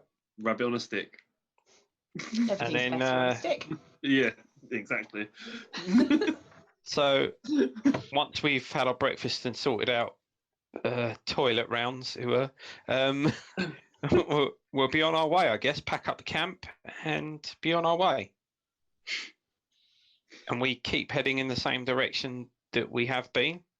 Did we already cross the water, or are we crossing the water today? No, did we cross? As of yet. No, we haven't crossed the water yet. Yeah, so if I'm right, I think that'll be today, won't it? Probably, yes. Unless Dave says we haven't gone that far yet. Mm-hmm. I would say that's today. Yeah. So, so we're going to head for the Winding Water, which is the river that runs from the Troll Claw to... Oh, actually, it runs from bloody further than that. It runs all the way from Serpent Hills, you know. All the way out to the Sword Coast Sea. It does. Yeah, so we'll try and find a good place to cross the river there, Dave. Mm-hmm. So I'm going to roll, I'm guessing. Who's Dave? So yeah, we look for a good place to cross the river. Okay, roll 20. 15. Okay. You don't find any kind of bridge, and the water is moving fairly rapidly at this point. But you kind of spot, after following the river for a little while, what could be shallow, or shallow enough, at least for, shallow enough for the horses. Yeah, right. So we'll trot across with the horses. Then I'll go first. Okay. And once we get to the other side, we continue south. Okay, so you get to the other side, the 3 horses, and then realise that Pole is on the other side on a dog. I was going to say, shallow is relative. Yeah. Dogs are better swimming, so. Yeah, that's a good point. Yeah. Once you jump on the back of one of our horses and the dog can swim across. Well, you've already gone across, so you. Well, I'll go back and get her. I mean, I'll go back and get her. I'll say, but you jump on the horse. So before you go back, can you roll d20? Yeah. Was it deeper going back than it is going across? So it is. Oh, there's always a possibility of failure. 18, Dave. Okay. And yeah, so I'll say, Paul, you jump on the horse with me. We'll go across, and I'll put a lead on. What was his name again? Bruiser. I wanted to say Brutus for some reason. That's his Bruiser. name. Yeah, and we'll lead him across. If he has trouble, he can swim to the other side anyway. He's a good swimmer, isn't he? He is. Yeah. And then we'll go back across. Roll d20. I decided to name my horse Artax. No! Could roll this consistently when we're actually fighting is 17. Okay. Jesus. Yep. You can't call a horse Artax. Artax! Don't give up. Falcor! And then we're back on the other side. So we're all on the other side safe and sound, yeah? Are you? Yes, we are. There you go. Suddenly the horses sprout wings and we fly to Baldur's Gate. Roll d20. No, I'm joking there. Right. So we carry on. Sorry, I've lost my map now. Yes, so we carry on now south, parallel to the coast, through the grassy fields. And this section appears to be quite pleasant. There's flowers in the grass, and we can see bees buzzing around, and there's a nice smell in the air. It's almost like we're in a different place entirely. And so we carry on. And does anybody have any questions or anything? I've got a herbalism kit. Can I, whilst we're walking along, if I see anything that I could potentially turn into, healing kits or like healing potions or anything like that, can I pick things whilst we're going along? Well, I tell you what, let's keep an eye out for some stuff, and I'll roll a d20. Go on now. You got to roll. Go for it. Roll. A natural 20. I don't like the way the dice says B though. I would prefer it if it said 20. But anyway, yeah, natural 20. Okay. What do you find? We find some quite rare herbs, healing herbs, which even Violin is quite surprised because he didn't think these types of herbs grew anywhere else except around where he trained in his herbalism. Yeah, Violin? Sounds good. Right. So, So these fields of the dead that we're sort of skirting the edge of. Didn't even see it said fields of the dead.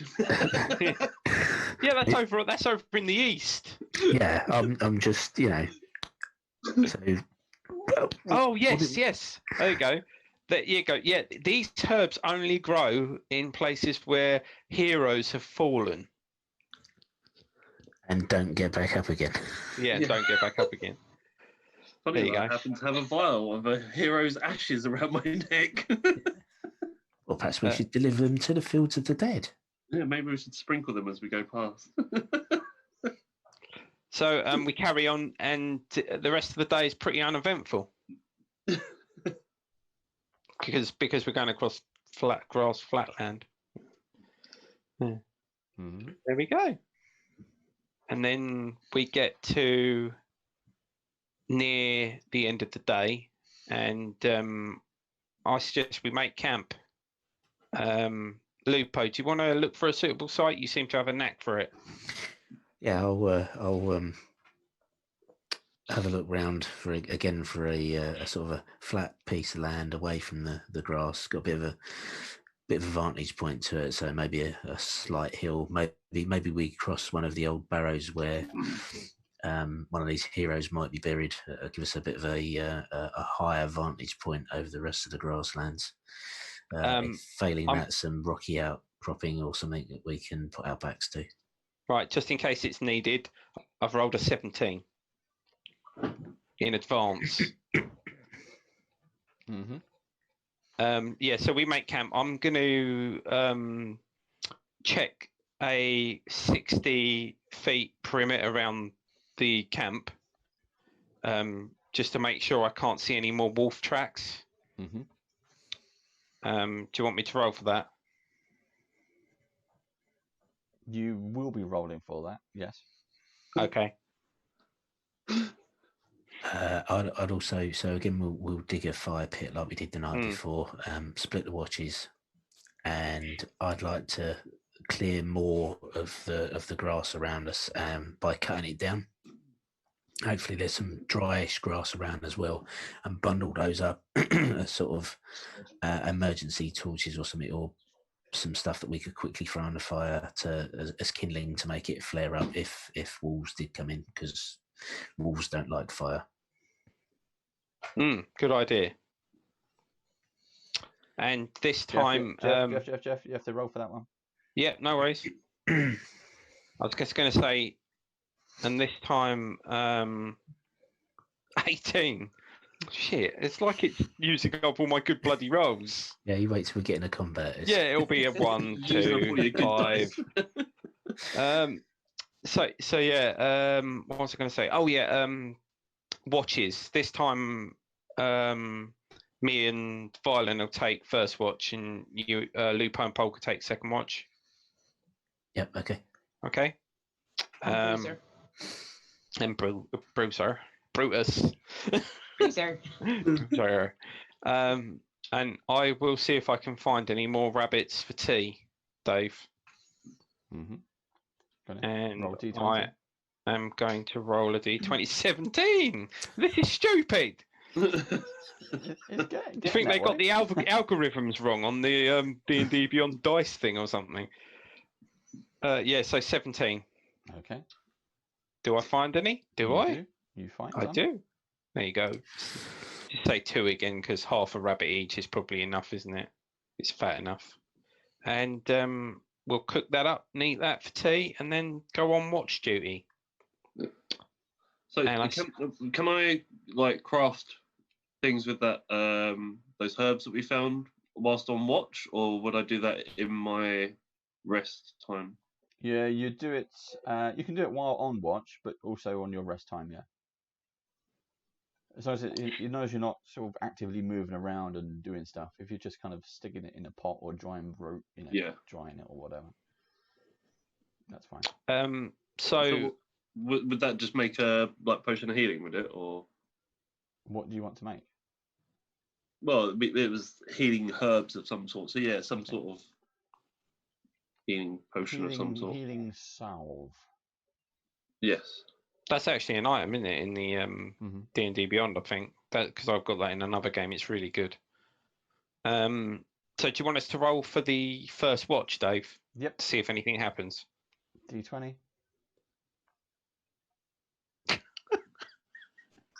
19. Oh my god, that's just...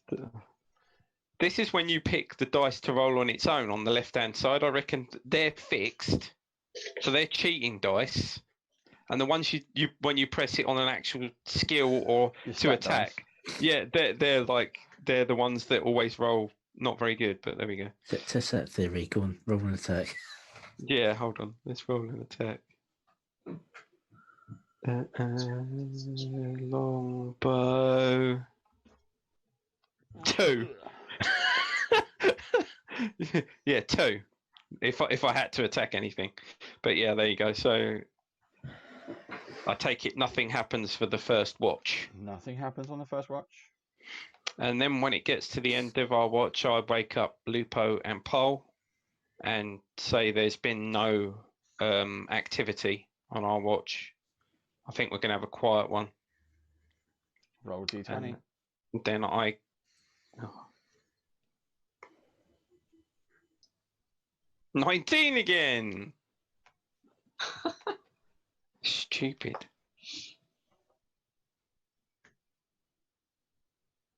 But if I attacked, it would have been 4. Yeah, so no, I say you think it's going to be a quiet one, and yeah, hand over. Okay, Paul. Over Yes. to you. Over to me. Is yours. So we're still on our watch, so we'll take Bruiser, and Lupo and I will go on a walk around the camp, just keeping an eye out into darkness, see if we can hear or see anything out there. Roll D20. Just okay. Natural 20. Yeah. Sorry. Nice one. Well done. Yeah. Now I can roll a nat 20. Yeah. So we'll just keep an eye through the night. Yeah. Walk around the camp. I might ask Lupo a bit about his history, because I don't know very much. So Lupo, where are you from? I mean, you're obviously very good at fighting. Is it something that you wanted to do, or is it something that you've had to do as you've grown up? It was something I had to do. I grew up on the streets of Waterdeep, and obviously survival of the fittest, and I just carried that survival instinct through into adult life, and I entered the gladiatorial arena and always seemed to do well. I'm a veteran now. I'm 47 years of age, and I'm on my way to Baldur's Gate to try and reconnect with someone. Oh, right, okay. So, but gladiators are always quite good for the ladies, aren't they? So I'd have thought there'd be quite a few people you could reconnect with if you wanted to. Well, you're always popular when you've got money, less so when you haven't. That is very true. That is true. Okay, so yeah, so I guess the watch will finish. and the sun will come up, and I'll wake up the rest of the camp. I might ask Gildor if he could go and find us some breakfast that isn't rabbit, because I've heard something about if you eat too much rabbit, you can actually die of something to do with protein or something. I don't know. Yeah, it's malnutrition, isn't it? Yeah. Yeah, so if you can find any porridge or something. Hunt some porridge. I could see if there's any deer around. Nip to the co-op and get some porridge. So I'll ask Gildor to go and get some breakfast. Assuming that he finds some, we will eat that, pack up camp. Roll D20. Please be porridge, please be porridge. 15. Okay. He finds some breakfast. It's not porridge, but he finds some breakfast. Sugar puffs. We'll pack up the camp and set off on our way again. So at the moment we are on the outskirts of the Fields of the Dead. I like to call this area the Fields of the Alive, happy, peaceful and calm. With not much going on, hopefully. With nothing whatsoever going on. It's an area of scientific interest and natural beauty, so we shall wander along, enjoying the sights as we go. And we are currently heading slightly southwest, keeping a little inland from the coast and heading towards where we think Baldur's Gate is. I'm not actually sure how far we can get during the day, and there doesn't seem to be much in the way of landmarks or anything, so we will just keep plodding along. We might stop for something to eat a little bit later on during the day, but other than that, it looks to me like it's uneventful. And if we need to make camp again before reaching Baldur's Gate, then a little while before dark we will again look for another good place to camp. Might ask Lupo to see if he can spot a good place, since he's very, very good at it. Can we smell the sea? How far away from the coast are we? I don't know. I don't think we can't see the sea. We're probably close enough to smell it, because it's I can't tell from the map. I'm assuming it's sort of cliffs down to the sea. It might be flat. I don't know. Quite like to head maybe a little bit due west for a while and actually see the ocean. Maybe we make camp on the cliffs, and then in the morning we can finish our journey. If we've moved far enough, finish our journey by travelling along the coast. Take the scenic route into Baldur's Gate. That'd be nice. Maybe Gildor can tell us some more tales on our last night together. Maybe next episode. So this time I'm gonna head due west on the run into to dusk, and try and find a sort of an open space, not right near the cliffs, but so the ocean's in view. Again, looking for a bit of high ground, a bit of clear space where we've got a good sight all around. Yeah, and then we'll set up camp, do what we usually do. If we're going to cook some dinner, then we'll do it before the sun sets. Sort of make sure that the fire is lower overnight, so that it's not so obvious to anybody or anything that might be in the vicinity. And patrol around the camp before we sleep, before the first watch takes over properly, just to make sure that there's nothing near us before the first watch takes over and the first two go to sleep. Reaching for my D20. Not sure if I'm needing it, because I don't think we see anything when I walk around the camp. Can you roll a D20? It's another natural 20. Okay.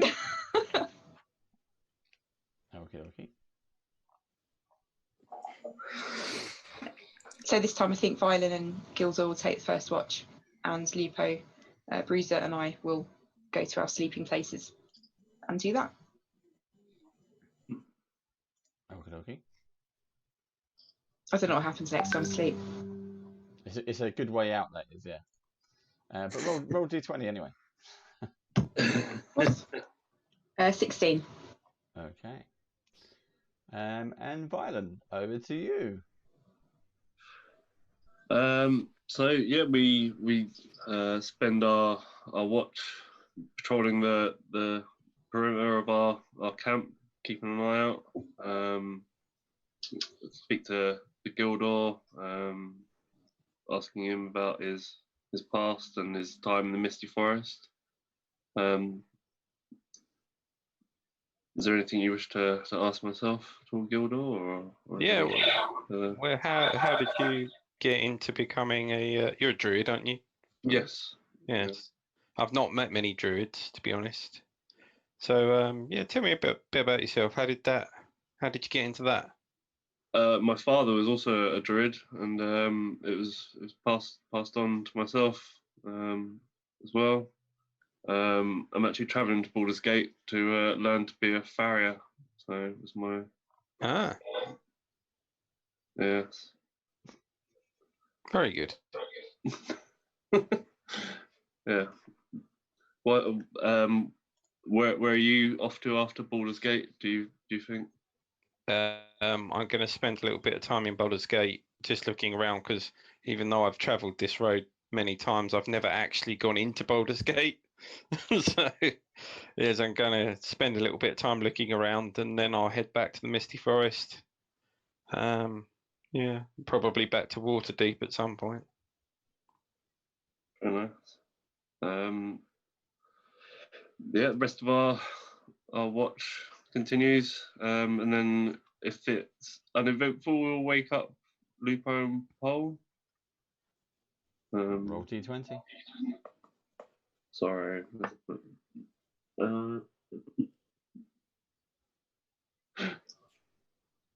What was that? What was it? 8. 8. Okay. Roll percentage, please.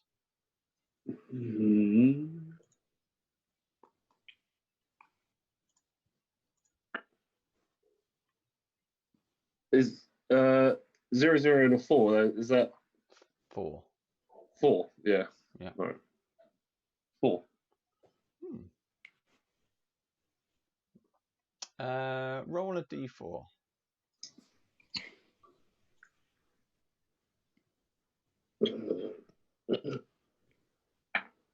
Three. Okay.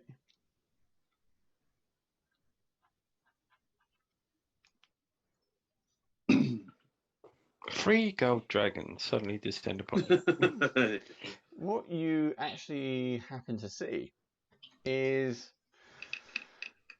you're taking first watch or second watch? First, isn't it? I believe.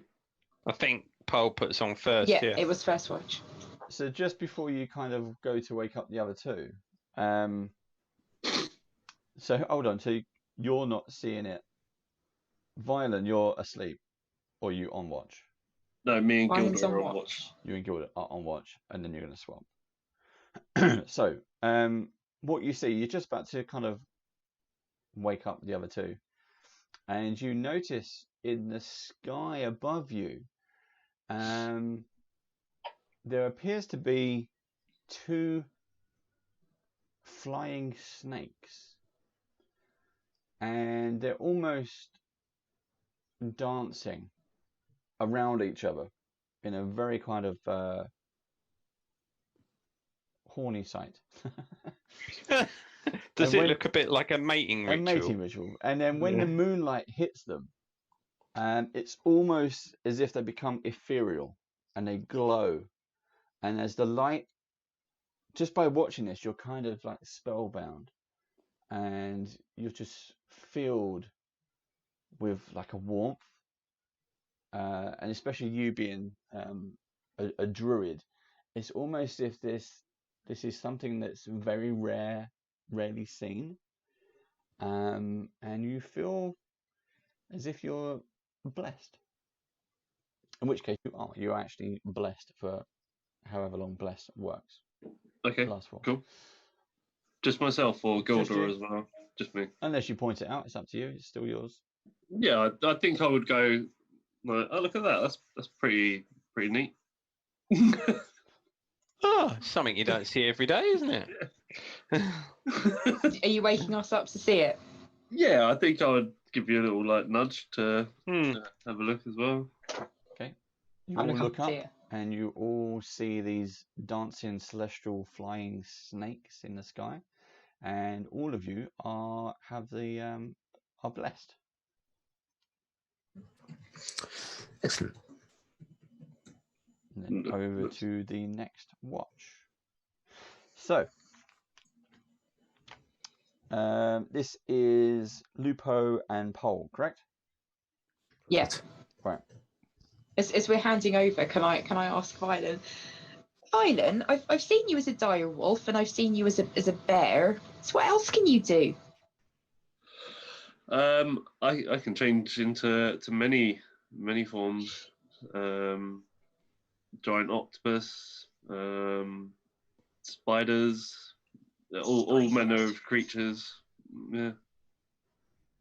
Wow. And can we talk to you when you turn into these things? I can understand your speech, but I'm unable to communicate back, unfortunately. And does it only ever happen when you mean it to happen? Yes. Yeah, I can choose as and when. Oh, right, okay. That's useful. Yeah. It's horrible when things happen and you don't mean them to. So can you make yourself look like Bruiser? Could we have like 2 bruisers? We could have 2 bruisers, yes. Then we just need a chariot. Could a ranger make a chariot? Yeah, woodworking. Have I got that? No, I don't. I'm sure we can get a chariot in Baldur's Gate. We're getting a chariot in Baldur's Gate. You're cloning Bruiser. This is happening. A bull riding around Baldur's Gate. Try and figure out somewhere we can use it to make money. Oh no, this is a new Gladiator games. This is the halfling. The halfling in a chariot pulled by dogs. Yeah. We've just got to find something really big for you to fight. Oh, I could fight a bloody great bear, and we can make people take bets on it, and then we'd be rolling in it, wouldn't we? Especially if the bear was violent and we threw the fight every now and again. Yeah. Yeah. So what were we doing? You guys are taking watch, so me and Gildor can have a little bit of rest. All right, then you do that then. Yeah. So yeah, they obviously take over. I believe that it's uneventful if we've already rolled for. Roll a d20. 15. Can Jeff roll a d20 instead? Hey, his roll was good. For once. I'll try it just for a laugh. So the second watch is. No, it's let me down 3. Don't tell him. Uneventful. It's not me rolling. And in the morning, you move on from where you are setting camp, and almost straight away, Lupo, you spot something ahead of you, off to the side.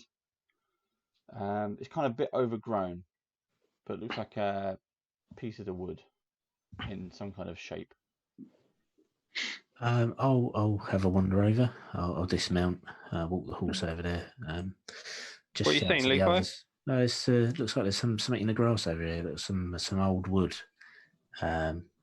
Maybe it's a chariot. Yeah, cool. I'll take a wander over for an investigation. Well, should we stop and I'll dismount and keep an eye on you? You do indeed. It's kind of a chariot. You find pieces of a broken down wagon. But obviously there's no road here. This is just a wagon. Completely broken down. The wheels and the joints are all rusted. It's been here for a very long time. The wood is rotten anyway. And just sitting on top of what's left of the wagon is a chest with a pretty rusty lock on it. I will definitely point that out to the rest of the party. Look, we've got a chest over here. It's just in this abandoned wagon in the middle of nowhere. Well, this doesn't seem suspect. So it's got a rusty lock on it. Anyone got any expertise in sort of opening locks other than me just using the axe to open it? No, not me, I'm afraid. Unfortunately, not. No. All right, I'll use my lockpick set then and pull out my battle axe, and I'll try and take a swipe and smash the lock off, please. In fact, I won't use my battle axe. I'll use the great axe that I took off the Orog, please. Okay. You smash down into the chest. The lock. No, I want to try and. Is it? Sorry, was it an external padlock? Yes, external lock. Yeah, I'll hit the external lock boom. to break the padlock off, please. There's no much effort at all. It literally just kind of crumbles with rust. So okay, I'll flip the lid open then. Inside, it's almost as if what is it? Pulp Fiction. You open up the case. The shiny gold bars inside. Everyone can see the glow, and as your eyes light up, there are indeed golden trade bars with the mark of Baldur's Gate stamped into them. Based on the number here, you probably estimate there's worth 2,000 gold pieces worth of gold bars. Nice. We can retire. Yeah. Yeah, I was an adventurer like you. Until I took a gold bar to the bank. Yeah. It seems we have two options: either to find their rightful owners or go to the pub. Yeah. So, is there any bones around anywhere or anything? Is there sort of a remains of a body? Do an investigation check for me. Yep. I'll look as well. You go one direction, you go the other direction. I got a 14. Okay. I got a natural 20. Okay. Neither of you find any bones. I don't reckon there's anything to find here.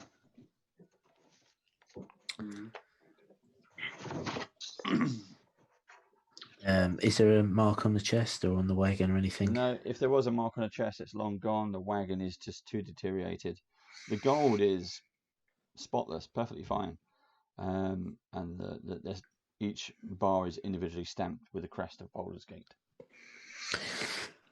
Okay. Does it look like Does it look like the chest has been there for as long as the wagon has been there? It doesn't look like it's been something that's been put there since. No, it's in such a bad state as well, same as the wagon.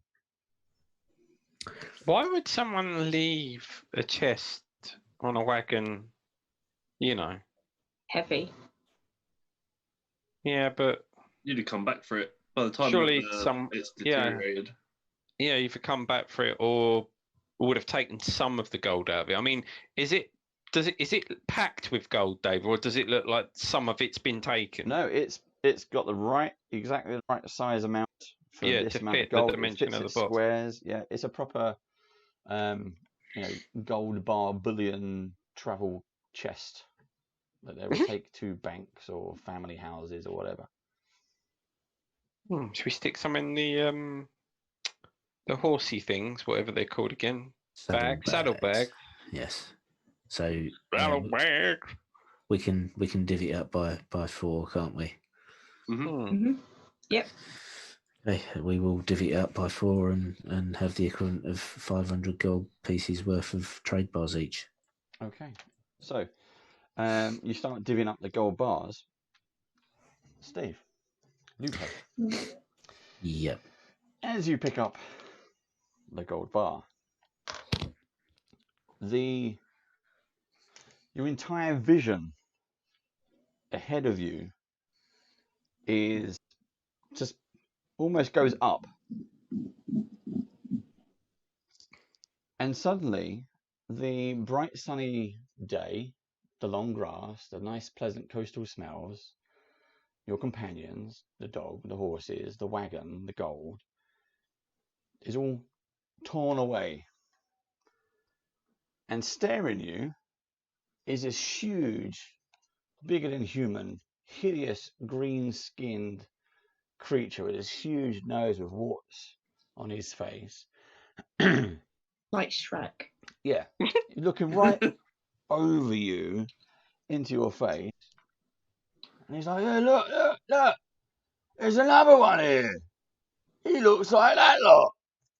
And your head kind of, he bangs it with a stick, and your head kind of tilts to the side, and you see your three companions, all tied up, hog-tied, blindfolded, gagged, seemingly unmoving, but certainly breathing, in what appears to be a shallow cave. And we'll find out what happens in the next episode. No! Damn it! I did say it was suspicious. Yeah. Of course it was suspicious, but if you don't try things, you'll never do it. Yeah. It was an anglerfish, and I touched the dangly light. Yeah.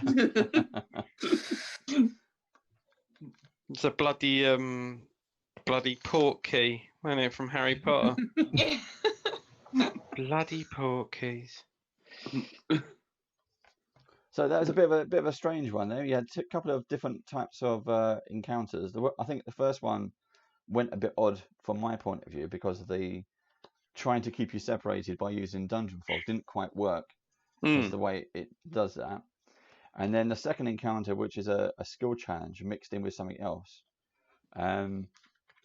is quite interesting. And we'll find out where that takes you next episode. Any idea of what you think it might be? No. No.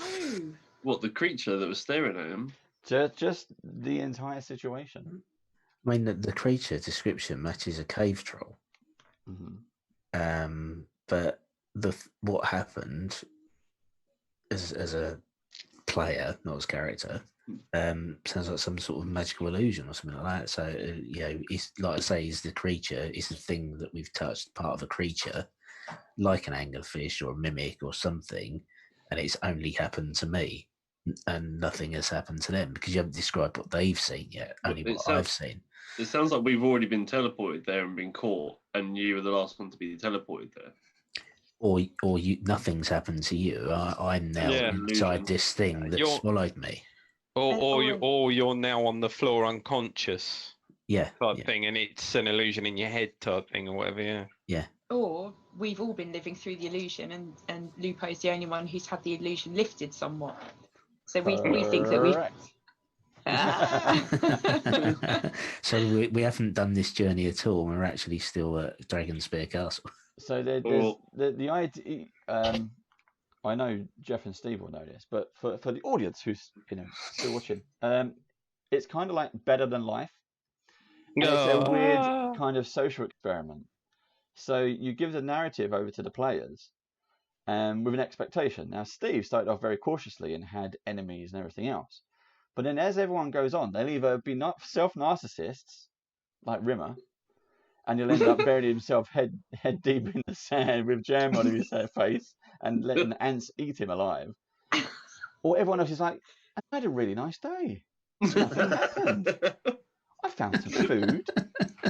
And then to top it off, he's like, there's some treasure. It's like, but yes, the whole group is part of that illusion as soon as you put the helmet on, Steve. And then you're quite right. It's a cave troll. It has taken their helmet off for you because you were all cursed by the item. I'm still playing. I'm really happy though, because we were getting to Baldur's Gate so quickly. I was like, no, I don't want to finish this campaign yet. Does that mean I don't have a healing salve? No. We don't have any leftover rabbit. Oh. Well, you've got to wait till next episode to find out what you've been putting on your wounds, what you've been eating. And you've just been wandering around in this field for a few days now. Yeah, but time might not be the same. Correct. Yeah, that's also Oh. You'll find out next episode. So what we think's like been a week has probably just been a couple of hours or something. Also possible. Yeah. Yeah. Oh, cool. Okay. Yeah, 'cause I'm thinking the same thing as Sarah. Like, wow, Because I was like, oh shit, it's going to be over within another one. I've also taken all my rations out. But you see how it worked. It was Steve was being very. I was like, okay, yeah. And then Jeff was like, yeah, we're gonna have a nice day. And then everyone started having nice days as soon as you had that suggestion, and it was nothing to do with me. Everyone's like, and I had a really nice day. It's quite an intro, and just to obviously I know it because I've got the rules and stuff, and then just kind of watching what happens. It was really good. Well, at least it proves none of us are Rimmer. Yeah, because we all kind of just wanted to have a pleasant day. Yeah. It's what you say. And then, oh yeah, there's going to be a dragon. Oh shit! And you've got to watch what people say as well. So watching what people say, and it becomes reality. And then trying to do the whole idea of the wolves, and everyone's like, ooh. And then with having Gildor find the tracks, it re-emphasizes that it's being real. So what about the snakes? It was just to find something different. So on the table roll, what are they called? They're called Quoltals. They're a celestial lawful good. They are winged serpents. Yeah, winged serpents. And are celestial in nature. So I thought they're rainbow dragons. Yes. What's that faction that's got flying snakes? Is it the Harpers? No. One of the factions. Yeah, Zentarum. Zents. Yeah, that's it. I assumed it was them. But... No, these are much bigger. So there you go. I told you, this is not a normal campaign. This is a series of encounters and how you deal with them on your way from A to B. You know what else I've done about? Where's the crow gone? We haven't seen him. No one brought him up until now. And again, you'll have to find out next episode. That's what I mean. You've got to remember this whole idea of when you're at the table and you're talking in character. The DM is not there. So you did not. I did wonder about him, but then I assumed I must have had some kind of mental blink, and everybody knew what had happened, and I didn't want to ask. So, when Steve wasn't on earlier, we were talking about yesterday's game. So, Steve, you were talking about the Crystal Rose. I'll give you a tip now. You said, "What does the Crystal Rose do?" And Mike said, "Oh, it just glows when a human's nearby." But you didn't say what you were doing. You didn't say you took it out of your backpack and you're holding it and you're examining it again. So I can't say something happened. You just assumed it did because you didn't describe what you're doing. So you have to be very descriptive about what it is you want to do. Yeah, because as I said last night, I completely forgotten at the beginning of the session because I had 3 things I was supposed to talk about at the beginning of the session. There was doing the inspiring leader feat and getting the temporary hit points, telling the story, and also I was going to spend part of the long rest or short rest, whatever, investigating what the rose was, because now I have detect magic. I definitely knew it was magic. Completely forgot about it. So and then, but then you kind of remember it partway through the game, and then you get to the next rest period and you forget again.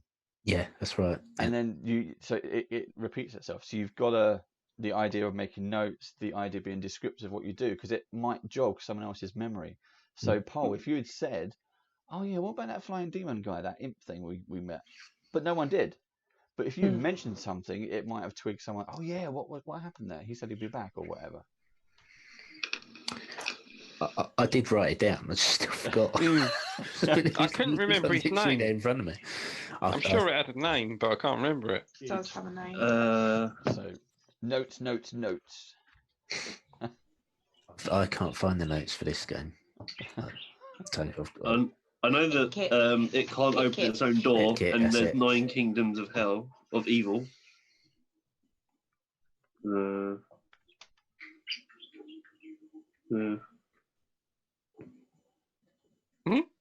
gonna have to keep laying off the beer because I always remember more when I haven't been drinking beer. Yeah, that was good. Yeah, also, that was good. I like that. I was Enjoyed making notes as well, and I was going to do something where Gilda was walking around in this field in this illusion, going, "Dave, Dave, Dave." I've not mentioned Dave the elf, have I? Need a tweed dress and a penguin hand puppet. I have to share something you saying that Dave the elf, the Christmas elf that the kids have. Is it Dave? It's called Dave. Dave. Elf on the Shelf is called Dave. Oh, dear. So there you go. That was the end of our second episode of The Road to Baldur's Gate. Let's find out next in 2 weeks' time if this band of heroes can get back on the road and find the road again. Or just put their helmet on and that'll be the end of them, really. I think. Just carry on wandering around, having a nice time, wearing a helmet. I should have known it was an illusion. I hadn't had to make death saving throws in a while. So it's better than life. It's like, oh. And it was like, I rolled a 20. I rolled a 20. I've had 19. It's like, oh, what a good day I'm having. Yeah, I feel cheated now. Loads of good rolls just got wasted. Natively, that was the best rolling we've ever done. Yeah. And I wrote them all down. Yeah. It's like, yeah, so you got quite a lot there. That's fine. It's like, yeah. It is quite fun. I kind of mixed in with two different things. So you had to do a skill challenge and then mix it in with a social experiment. But yeah, it was good. That was interesting. And also, if you're watching this, remember in the comments below in YouTube, I write the word Emporium, and you've got a chance to win a £10 gift voucher for Ed's Gaming Emporium, which you can stick towards any purchase. Right, I think we're going to call it a night there, guys. Yeah, and if anybody's interested, I will be expanding the story that I told earlier on in a book, and it'll be released next year. Get it on DM's Guild, or do a Kickstarter. I might do it as a campaign or something. Do it as a Kickstarter. Right. Cheery bye. Cheers all. I'm going to... I disappear when I wave. Yeah. I thought you said you just peed when you wave.